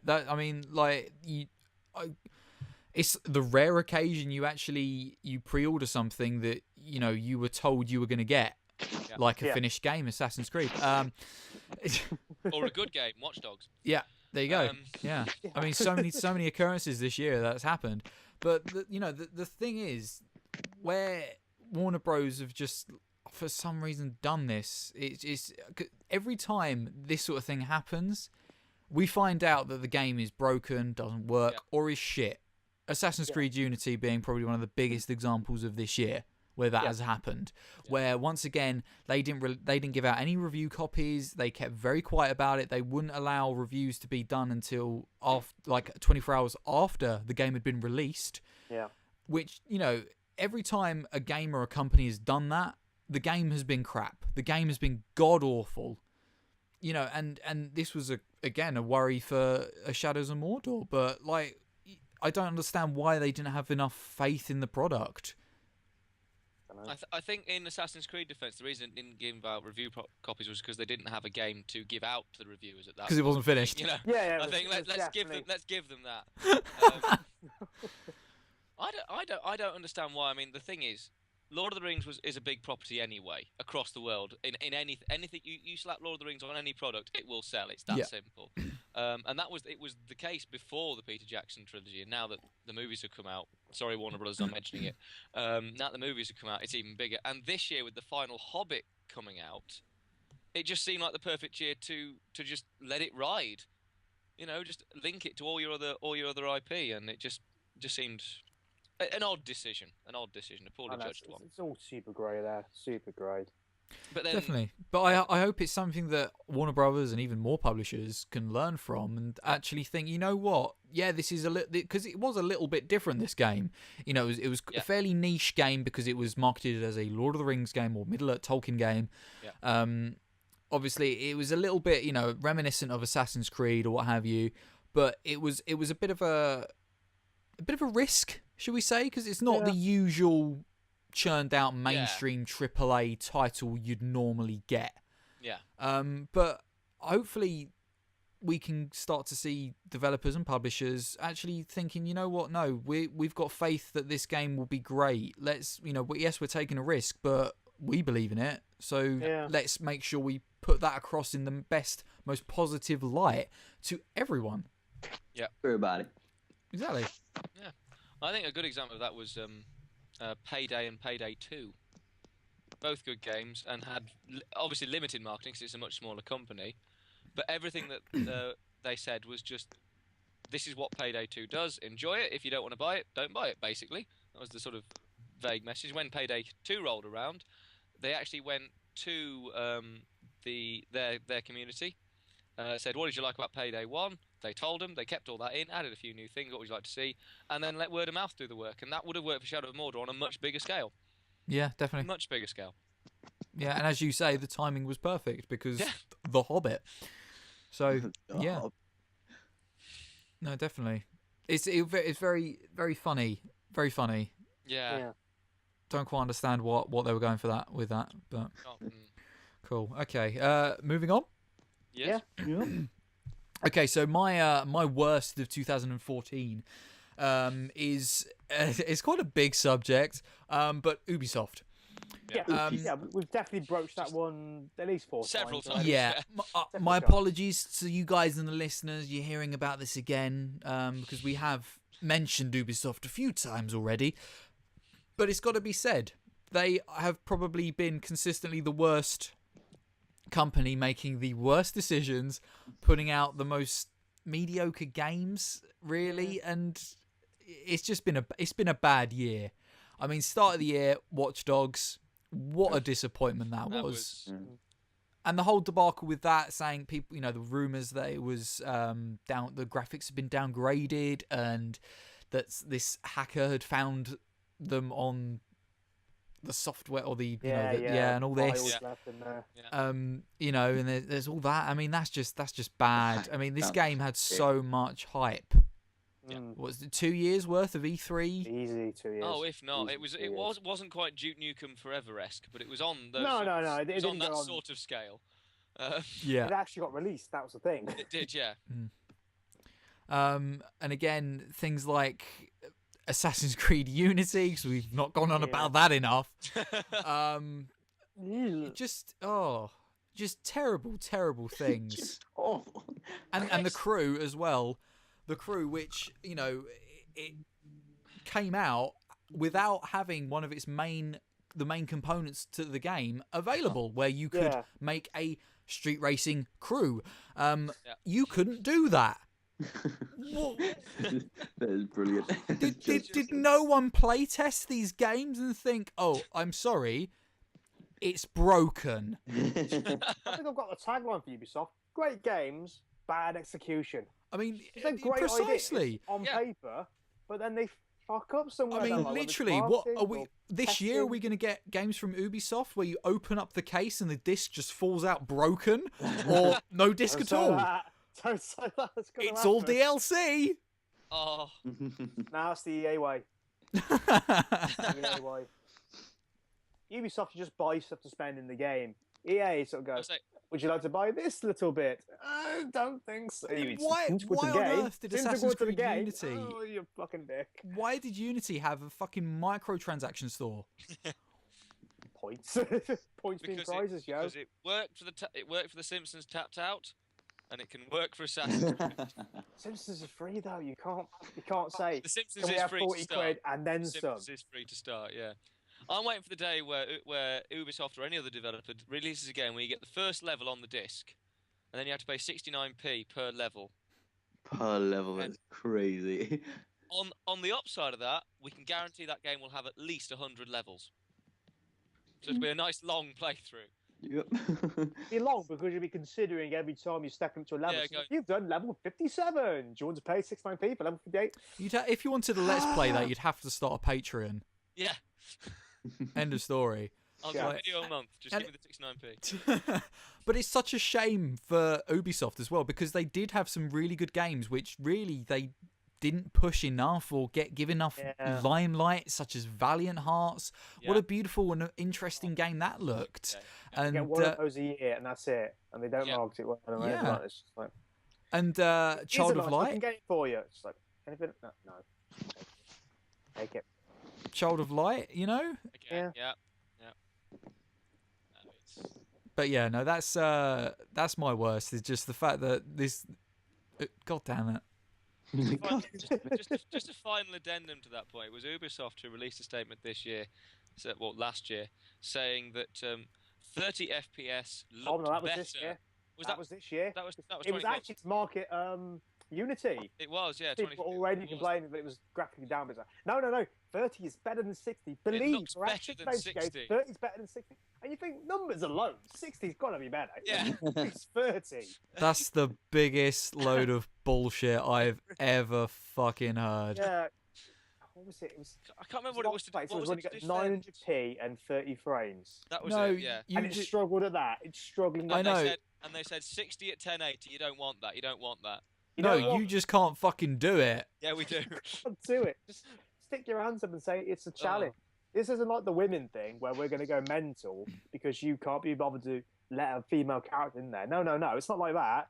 This is just something technical that you can't fucking do. Even that was a pathetic excuse. Oh, that's awful. Yeah. It was terrible because you think as well, like Assassin's Creed is quite a mainstream game, you know, and surprise, surprise, there are female gamers, and you know, it's big. The more and more are big, you know, there are more and more women who are gaming now, and Assassin's Creed is one of those games that will draw those gamers in as well because it's a mainstream game. You know, so why not? Why can't you put a female character in there? Like Yeah. every other play game puts a female character in there, even if it's always like. The Why medic not female attract character. that Just put one in demographic? there. You know. Yeah. Maybe they need to alter that little message they put at the start. You know, this game was created by a team of multi-faith, multinational people who have many different belief systems and work together to create this product. Just add two little words underneath, no chicks, and then no one can complain because they've cleared it out. They've covered themselves there, right there. That was satire for the internet, just to clarify. It's just fucking all Before- time. Send your hate before mail anyone- to. Yeah, Right don't to the go- gamer, he will Send it take straight it. to He my will humble make a gamer, fire but out of it. just to clarify, that was satire. I was going for the satirical route there. But it's true though. They might as well. You know. Well, no, you know, for a company that prides themselves on using people from all walks of life to not include women in their games, just smacks It's of hypocrisy. pathetic. It's an absolute You make it sound pathetic like they weren't excuse. there at all. There was certainly NPCs that were women. There was No Name and. There Yeah, was, they were all in there. There was women everywhere. I don't know faded what you're talking about. texture in the background, low poly misses over there. Headless you know. face, without eyeballs. And there was that one NPC that, as you got closer, turned into a man. Yes. So Yes. Well, but that's the thing. They're covering transgender, but they're not covering female. I know it's all that texture Shocking. popping. It's absolutely shocking. Plays with it, man. But like for the way, because correct me if I'm wrong, but the way the Assassin's Creed sort of franchise has gone now, because we're done with the whole Desmond bollocks. But I wish they kept it. isn't it now the fact that you're playing just this character who's going on to to have this sort of virtual reality experience? So, to me, this is a game that could easily utilize create your own character or create your own, or allow for you to have whatever gender you want or play whatever gender you want. Yeah. That's the problem when you create an id, when you create a character. It's the same with Master Chief. If they start making Master Chief female, it'd be uproar. But it's one of those things. You've got a recognisable thing. You've got to get behind it. You've got to throw your weight behind it. It's marketing at the end of the day. Yeah. But I think to counter that, the fact that you said quite rightly that if they changed Master Chief to a woman, there would be uproar. Sorry, not outroar. Links back to hashtag Gamergate that we're not discussing, because the community cannot accept change. You know, the community. If you know, I mean, if I they think said there are realms of community that can. There was certainly a realm of the community minorities in the community, the Lao minority. The Lao ones. They would have a right go. It's like the people that complain in Dragon Age that if you so choose, you can be homosexual. And there's always this outroar, why does it have to be pushed in my face? It's not being pushed in your face. If but you anyway, want to pursue that route, you can You pursue that route, Yeah. and rightfully so. that. Why shouldn't you be allowed Someone- that freedom? Someone didn't quite get the idea, because the gay character in Mass Effect 3 is a man called Steve Cortez, and he's just gay. That's all he is. Yeah.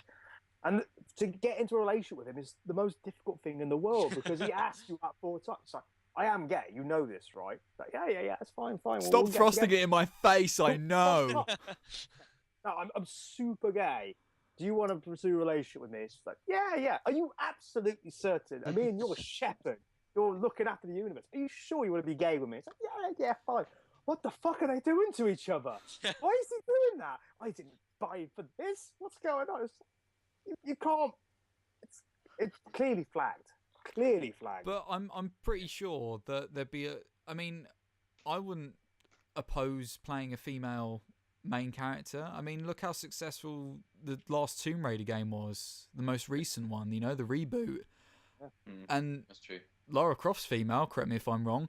Correct me if I'm She's the most female. She is the most female. Yeah, I mean, so long as she is done in a good way, she is represented properly, appropriately. She's not just some flimsy, I don't know what I'm doing, and not well written, which, yes, has happened a fair few times in gaming. It's probably safe to say, and every walk of life, it's probably safe to say. Yeah. But I don't see why there should be any problem with it. I mean, I think a lot of gamers, whether they're men or women, wouldn't mind playing a female protagonist. I think the difference is between the mainstream games and some other outstanding games like that have their own franchises. Like changing that's the difference. It's like Assassin's Creed has always been male, and it's changing to a female. That's the big step, instead of creating a new franchise with a main character. Yeah. I think just the option, if you were a girl, just having a character creation screen. Yeah. Say, do you want to play as a man or a woman? There's a lot of games what I think should have a character creation, and Assassin's Creed is one of them. I don't understand why it doesn't. But the thing, I think the reason is because they'd have to change the entire way they do the story, because in pretty much all the Assassin's Creed there's been some sort of romance, and in the most recent one, Unity, there's the chick that he grows up with kind of thing. There's loads of sexual tensions and whatnot. To change that to a woman, loads of people would be angry that it's a woman on woman kind of thing. Or I know, but in saying that, if you choose to play as a female character protagonist, that's just one detail that you could just change the arc of the story. Yeah. If need be, Yeah. So sorry, carry on, Hamill. To defend Assassin's Creed on the earlier levels, the first one certainly. I have only played number 1. I should clarify, but from what I remember from number 1, you had to be. This tall to ride. Well, yeah. Your character was a member of the Knights Templar, and so historically there wouldn't be a woman in the Knights Templar. Yeah. So on that level it stands up. But for other games, you could have got it in if it was right for the story. You can again, little story arcs that you can change to put a female in. So it's a dodgy one. That developers have the right to make the game they want with the characters they want, and you shouldn't shoehorn these things in just for the sake of pleasing a demographic. But I think ignoring it entirely. What was Unity like? Because I've not played it. What was Unity? Because obviously it was multiplayer. You played one main man named Darno, who was basically the same man you played in all the games, and then there was a couple of other no-mark named characters who nobody knows the name of. Yeah. I'd say just make one of those female. That's all I'm saying. Yeah. I Just mean, do the right thing. Would it have fit in to have a female main character choice? It was the French Revolution, so yeah. Yeah. Friggin' yeah. Yeah. How do we get onto this subject? Just talk about Ubisoft how again. crap Officially the worst Ubisoft company. were. Officially company of the year for being crap. Okay, so well, if we're cool to move on to best, let's get positive now. Yes. Cool. So I don't know, Naz, do you want to kick us off with your best of 2014? Oh yeah, absolutely. Personally, I enjoyed beating everybody Ollie Ollie during the bro down. That was a good moment. That was, yeah. Seeing video games live for the first time in 7 years, I really enjoyed that. Really good day out on my birthday as well, which was nice. So that was cool. Nice. In terms of game of the year, I don't know. I've been quite lucky position to get most of the stuff I wanted to play, like Shadow of Mordor. That's really really good. GTA 5 was really good last year, really good this year as well. They've just added so much into it to make it even better. Smash Bros was good. Mario Kart was predictably good. I think now I'm going to give it to South Park just because I've had so much fun playing that game. Just so much fun. It's just such a funny game. Probably one of the best like licensed games as well this year. Yeah. Easily. It's just so much fun to play. I just enjoyed it so much. I'd definitely play it again. I mean, that's the mark of a good game right there. I'd play it again. Yeah, definitely. I mean, made by was it Obsidian? Obsidian, yeah. Yeah, well, like probably one of the best, or at least classic sort of RPG companies around. Did they make? Was it Baldur's Gate they made? Yeah, I believe they might have done that. They certainly did the second Knights of the Old Republic game. Yeah. And they did Fallout New Vegas as well, which is amazing story-wise. That game's amazing. So much better story-wise than Fallout 3 was. But definitely well known in that genre, and like the game itself looked like a fucking episode of the series anyway. Just brilliant. Yeah, absolutely. Just right as well. Just everything was in the right place. All the houses all together. It was probably written by the guys who do it, Matt and Trey. It was, I think. I think they. Yeah, they had a lot of input into it. Yeah. And rightfully so. It's good to see because, like, you know, then they couldn't be like accused of having, you know, having. Why did you allow Obsidian to make this shit game of your IP or whatever? You know, it was none of that, and they, you know, I think it favoured the game so much more than if they'd have just had free reign with it. Yeah. I don't know if there's anything wrong with that amount of input. Just a really, really, really good game. Really good RPG. Good length. 16 hours is perfect for me now. Nice. That's a perfect length RPG. You get to see everything, and you don't get bored of anything.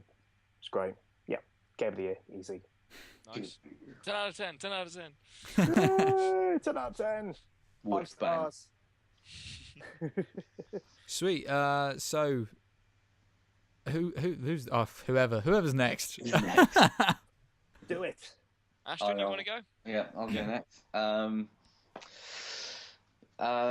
My game of the year, I can't really think of one because my kind of style of gaming is I'll view older games really. I kind of just think, oh, I haven't played that game, and a couple of people said it was good. I'll play it, and it's only when I get really excited about a new game, I'll go out and buy it like near release.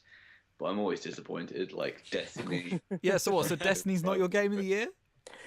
Sorry? Destiny's not your game of the year? No, it is not. I can feel the disappointment of fellow player of Destiny. I can feel it. It's just... I just remember like the month that Destiny came out, we did the podcast, and Ashton was like, "Oh, I'm really into it. It's really awesome. Loving this game." Next month. So what have you been playing this month? No Destiny. No, I'm done with that game. We traded it in. It's the world's best and worst slot machine. It's just like it's a good game, but it's just it's an average game, but it's just does that little feels that little crack center in your brain, which is like, get another pull on the machine, shall I? Yeah. Yes, I will. And I've been playing this 9 hours. Fuck it, I'm gonna go for another one. Yeah, it's just the When you fact start that thinking it's... having fun after a while, you start catching yourself in the mirror. You become a parody of yourself playing this game. It's like, shit, what the fuck am I doing? Stop! Yeah. In Assassin's Creed Unity, gameplay you. Yeah, but I don't know. There's been so many games out this year that I just haven't enjoyed, and so I've been playing games from previous years, a lot of older games. Like I went through the Jack and Daxter series again. I'm now going through the Ratchet and Clank series. But I have sunk a fair few hours into things like Dark Souls, GTA, that kind of stuff. But I can't really give a solid. Oh, this was my favorite game. Wait, did Last of Us come out last year? No, that was the year before, Remastered because I did. remember having a summer where I was very depressed from playing that game. I can't play Last of Us more than 5 hours at a time. The maudlinness, the grey, the bleak atmosphere just kills me. Bleak. I feel like I have to go out for a walk, and I Yeah. don't know what the sun looks like. Brilliant. I absolutely loved it though, like that game. And Yeah. I've gone through a fair few games, and I don't know. I haven't really found something that I've been like, oh my god, this is amazing. But yeah, I suppose just solid series that I've been enjoying, and I get really sad when something ruins that series, like Assassin's Creed. I really loved it, and then they ruined it, and Dead Space. things like that. And so Fable 3. it hasn't been a great year for games. All the for Final me, Fantasies. games. So I'm gonna put it on a depressing note and say I have no best game. Just that's mine. There we go then. Yeah. What's to go next? We'll leave the host till last, I think. Yeah. So, do you want to do a sort of best moment in gaming? I want to do a shout out to Sony for coming out and saying that on the PS4, all pre-owned games will be completely free and they will be compatible. And I think Sony really shoved something up Microsoft's arse by deliberately waiting to hear what Microsoft had to say about it and then going deliberately against it. Yeah. I think the term is in like a swan, out like a Yes. fist. Yes. That was 2013 as well, so... Well, I only heard about it this year, and so Jesus Christ, man, where have you been living in Iraq? Fucking hell. Humble's I only never- moved to his house after living as a hermit crab for the past 4 years. He's evolved like a Pokemon. don't you feel bad now, Naz? You know full fucking well I don't. It's very true. No, in terms of games of the year, I've had a lot of fun playing a lot of games this year. I've not actually got a chance to play many this year that are brand new. I want to do a massive shout out to. I don't think this came out this year, but again, my favourite moment of the year was when I played through Gone Home, which was a great storyline. I know that there'll be a lot of comments on these saying it's not a game, but fuck off, it's a game. But fuck off. It's a game. It's a game. You can fail that game by stopping. I think my best moment of the year was in general the indie scene. I think the indie games that come out this year have been brilliant. Two particular ones that I've played through on my channel, and I just think are brilliant games. Five Nights at Freddy's, just for being wonderfully different and scaring the crap out of everyone that's ever seen it, played it, watched it, been in the same room as it. And nearly potentially owing me a laptop. Yes, I accept no responsibility for that, Rob. You No need disclaimers at the beginning of those videos, man.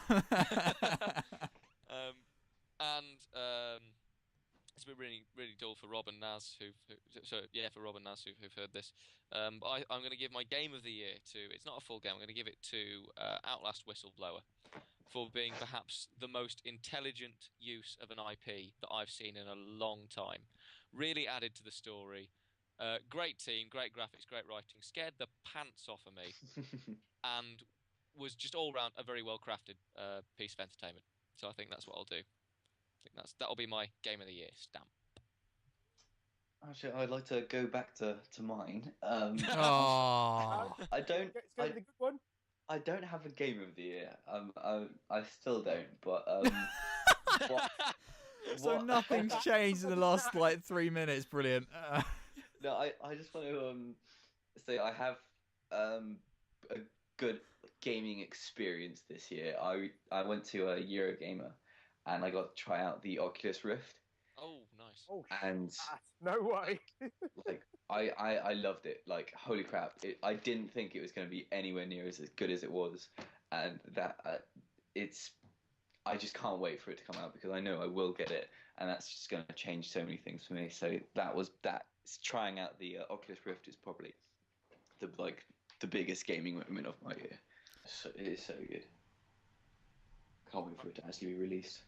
And I think the fact it was bought by Facebook and not a stupid gaming company that would ruin it is actually quite a positive thing to come out of it.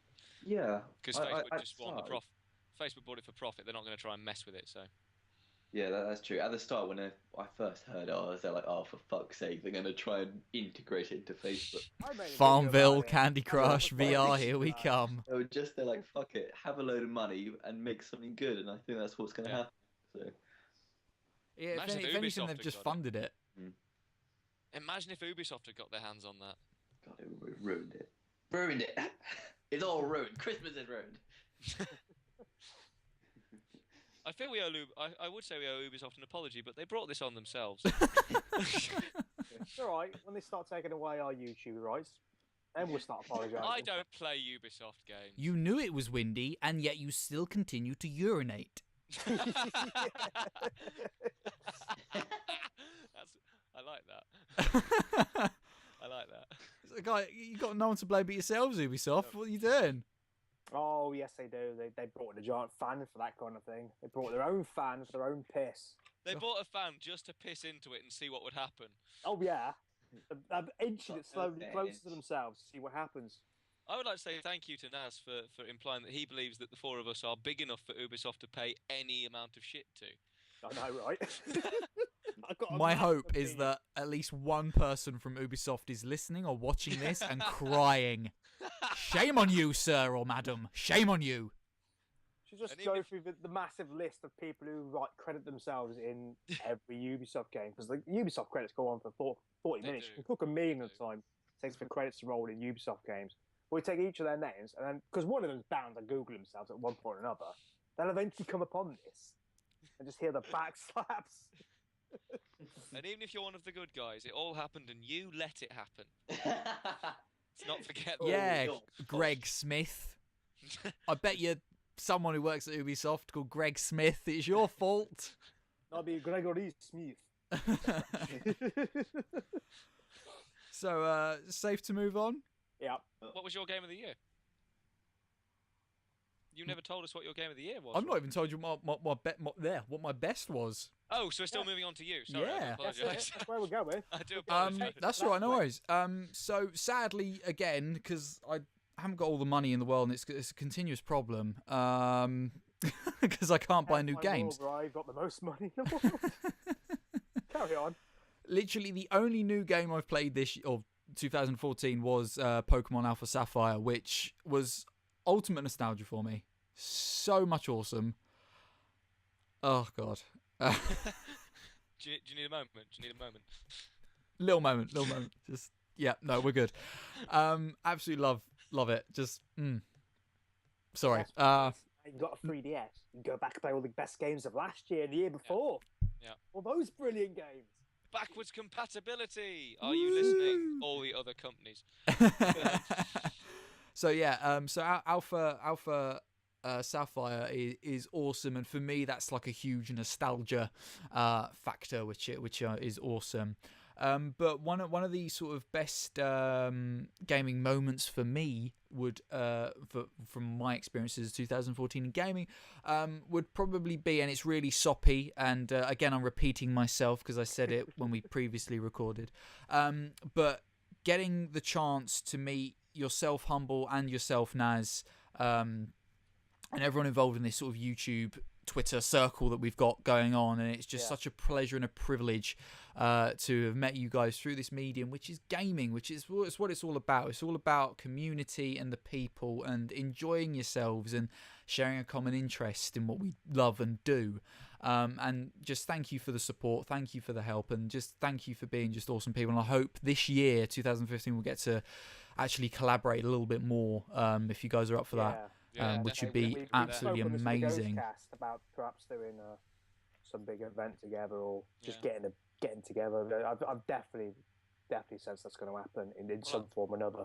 I think Rob, you may have to join us next time we do a proper bro down. I think that may have to happen. Have a 5-player bro down. I would love that. Ashton, you are also invited, as is Josh when he watches this back. Ding ding ding ding ding. Yeah. Ding, ding, ding, ding, ding, ding, straight in.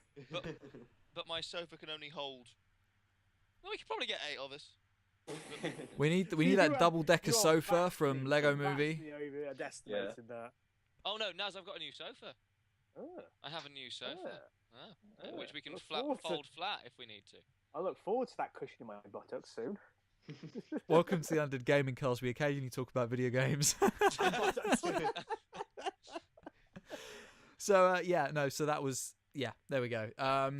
But yeah, no, thank you. And also this year we started the Undead Gaming Cast, which has been, it's, in my eyes, very successful, and I'm very happy that we've done it. It's just let's get it on iTunes now, so it's a lot more accessible to people. So they've been my really great experiences this year in gaming, as well as doing a charity live stream, which I did in November, for a Child's Play charity, which is a worldwide charity organisation which raises money for sick kids who are in hospital, allowing them to get video games, consoles, board games, books, all that sort of thing, so they can actually enjoy themselves and enjoy the company of other kids in the hospital and have that community of gaming, whilst they're going through these awful experiences and stuff like that. So that was awesome. That was really successful. And again, thank you, Humble, for supporting that and donating. I was really appreciated that. It was really amazing.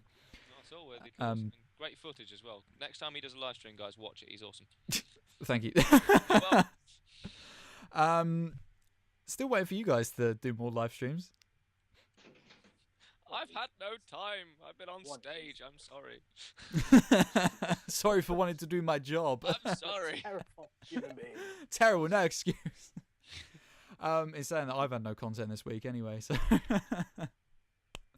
But for me, like 2014, summing up gaming for me, best part in it as a whole has been the simple fact. I'm gonna take time doing this. Okay. All right, The fact that Middle-earth: Shadow of Mordor did Assassin's Creed better than Assassin's Creed. Yes. Sure did. Yes, Sure it did. Yeah. Oh my god. I mean, I for one will put my hands up and say I wasn't the most sort of positive, or I was very skeptical about this game. Yeah, It's you safe were. to say, because and not because I wanted it to do well. I really did, and luckily, thank the gods, it has. But like for me, as most of you know, and especially if you watch my channel for a long time, I'm a little bit obsessed with Tolkien and the Lord of the Rings and everything Middle-earth related. So of course I wanted it to be the best game ever. But from what I'd seen from trailers and gameplay, I was a little bit skeptical. It looked a hell of a lot like Assassin's Creed and Batman Arkham. But I'm so glad it's probably done all of those better than the originals. So hats off to them. So yeah, that's my favourite thing to come out of 2014. Fuck you, Ubisoft. And Greg Smith. Especially Greg Smith. Poor Greg Especially Smith. him. That All the Greg motherfucker. Smiths that watch this game. What? What? Well, I don't even They work do. for Ubisoft. I'm a postman. If your this name's was Greg America. Smith and you're a postman, please comment below. Yes, please. Any good Greg Smiths, let us know who you are. We'll have a chat, and we'll try and isolate you from the extremist Greg Smiths. Good Gregs are good eggs. That's the new campaign. Nice. Okay, yeah. So that I suppose wraps up our best and worst of 2014. So I suppose all that's left to do is onto the releases for January in 2015. Obviously, we've probably missed half of them by now, the time that this podcast comes out. But nonetheless, we will read them anyway. So over to Humble. We have missed one release this year, according to game.co.uk. God, there's so much coming out this year. There really is. And the release we've missed is Captain Toad Treasure Tracker for the Wii U. Hey. Yes, I missed it. That came out on the 2nd. Doesn't say much. The intrepid Captain Toad sets off on an adventure in Captain Toad Treasure Tracker on the Wii U. That's the description of the game. I mean, to be fair to Nintendo, that's probably the most descriptive they've ever been on a game. It's Very Hats true. off to them. Very true. On the 23rd, we've got Saints Row 4 Re-Elected and Get Out of Hell coming out on Xbox One and PS4. I don't Another know if HD remaster, remake, upgrade. Super level 97. don't know if that's already out on PC. It doesn't say the date for PC, so... It's on the way. I think it's the same release date. Okay, cool. Rugby 15 again on the 23rd of the 1st. It just says format multi-format, so I guess that's cross format. Yeah, It's, rugby game. Yep, FIFA with rugby. Yeah. But then again, we don't get a lot of rugby games. No, we don't. So nice for anyone who actually likes rugby. Yep. Yeah, so last rugby game was Joe Malone, and I played that on the PS1. So yeah. I think I played EA's Rugby 2004, and the commentary was fucking dire. Oh, look at you being all current. It was, yeah. It's about as current as my gaming gets, to be fair. I'm still catching up. Oh, what a console though. PS2. Who's Rayman? It was a good console. Disney's Big Hero 6 Battle in the Bay, 23rd of the 1st on Nintendo 3DS, Rob. Hey. So, yep. That's happening. That's happening. I don't know much about it. Grand Theft Auto 5 on the PC on the 27th of January. At long last, I suppose, for many PC gamers. Yes. If depending on how much I get paid from December, I might well treat myself to that because I used to like a bit of GTA.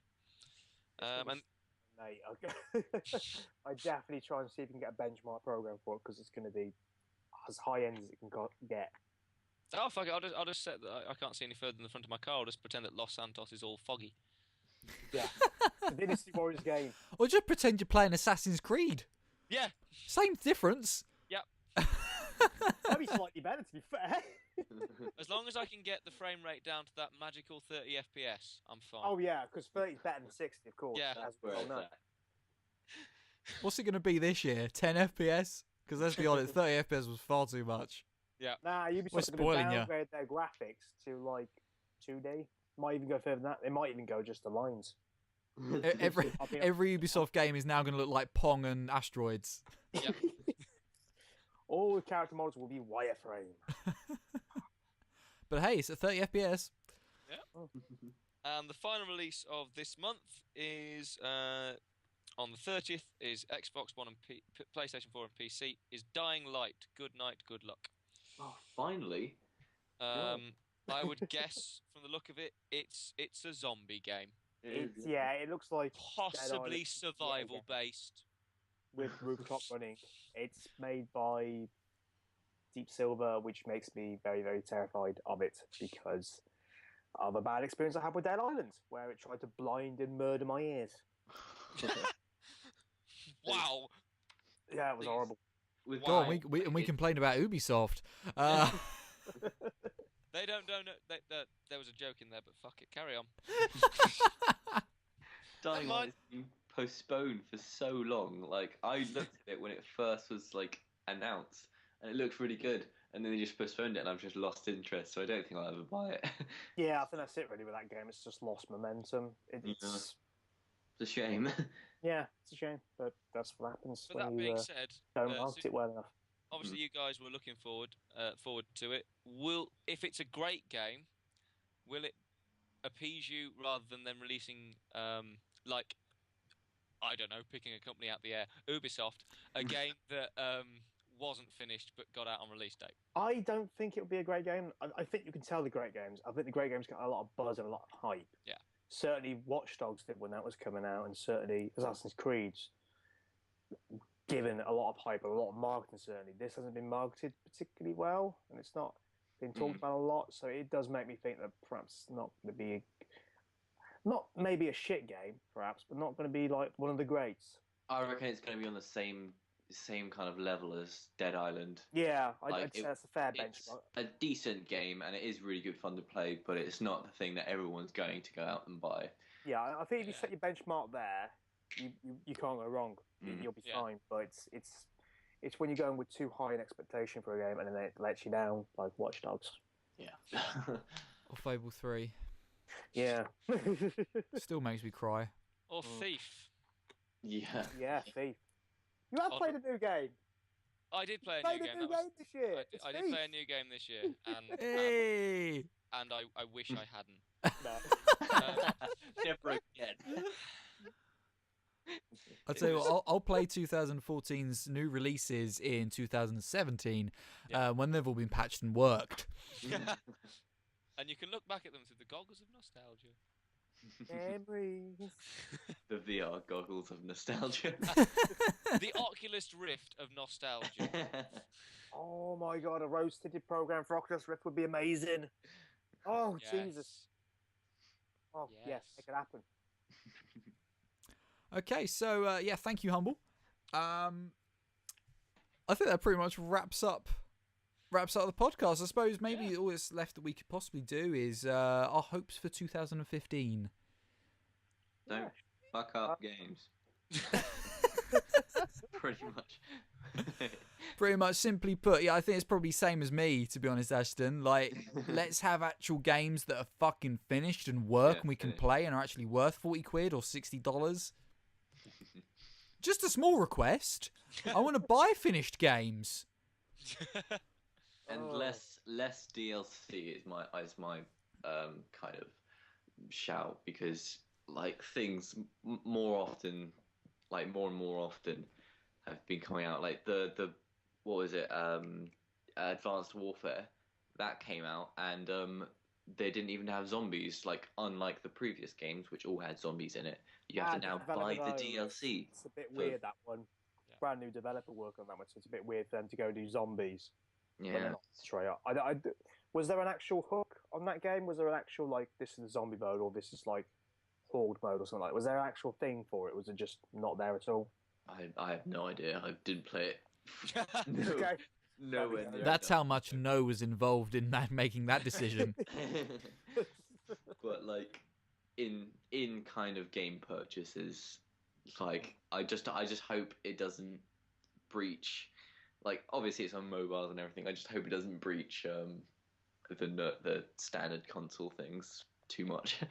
Yeah. So that's that. That's mine. Mm. Yeah. I'm so cynical. Oh. I've got a couple of predictions like throughout there. I certainly think this will be the year we see Last Guardian again finally, which is a game that's been in limbo probably as much as Duke Nukem Forever now, I'll be fair. It's only one that's going to be salvaged. It'll be PS4 now, I reckon. And I reckon it'll take another couple of years before they get that right. But I think that's going to be showing off this year. I think Legend of Zelda, I don't think that'll come out this year. We'll certainly see it playing at E3. But if it does come out this year, I'll be happy as anything, because the Wii U game looks amazingly good. But it all depends on where Star Fox is going to come out, because it's going to come out after that. So Star Fox is more towards the winter end of things. Yeah. Zelda will be next year, probably winter next year, maybe 2016, I guess. Either way, it's going to be a huge system seller, let's be honest. Yeah, both those guys, like either, whether it be Star Fox or whether it be Zelda. Yeah. Oh shit. Batman Arkham Knight will be the greatest game ever. Maybe. It's hard to tell. It's Batman. If I say anything less than that, Batman's going to come around and beat me up. But pretty certain from what I've seen, it's going to be an amazing game. As is Bloodborne, which that's more for me more than anything else, because I love Dark Souls, and it's looks like Dark Souls without a shield, which is terrifying. That's next month, I believe that comes out, isn't it? Yes, it is. It's going to be an exciting month for me, trying to afford that. Nice. But yeah, that's the main crux of things. Cool. Humble. I'm gonna make Rob smile again, like I did at the end of the Ghost Cast. I predict that at some point this year, off the back of the phenomenal success of Shadow of Mordor, there will be a genuine Middle-earth open-world RPG in the sort of vein of your Skyrims and your things like that. Please do. I have always wanted that. Yeah. Always wanted that. And as close as I ever got to it, and this is why I probably love it so much, was back in the day Oblivion. Yeah. Because you could mod the shit into that and cover it with Middle-earth. Actually, on that note, I mentioned this last time as well. The Middle-earth role-playing project, which was to make a completely standalone, free-to-play Skyrim mod that built Middle-earth and did all the quests and everything was, I believe, this year shut down by Warner Brothers. Yeah.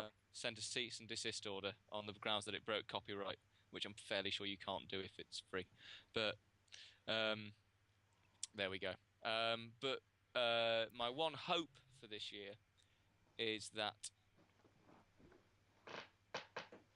Yeah, I think I want gaming to go back to its roots. Do the simple things again. Do the things that they got right before.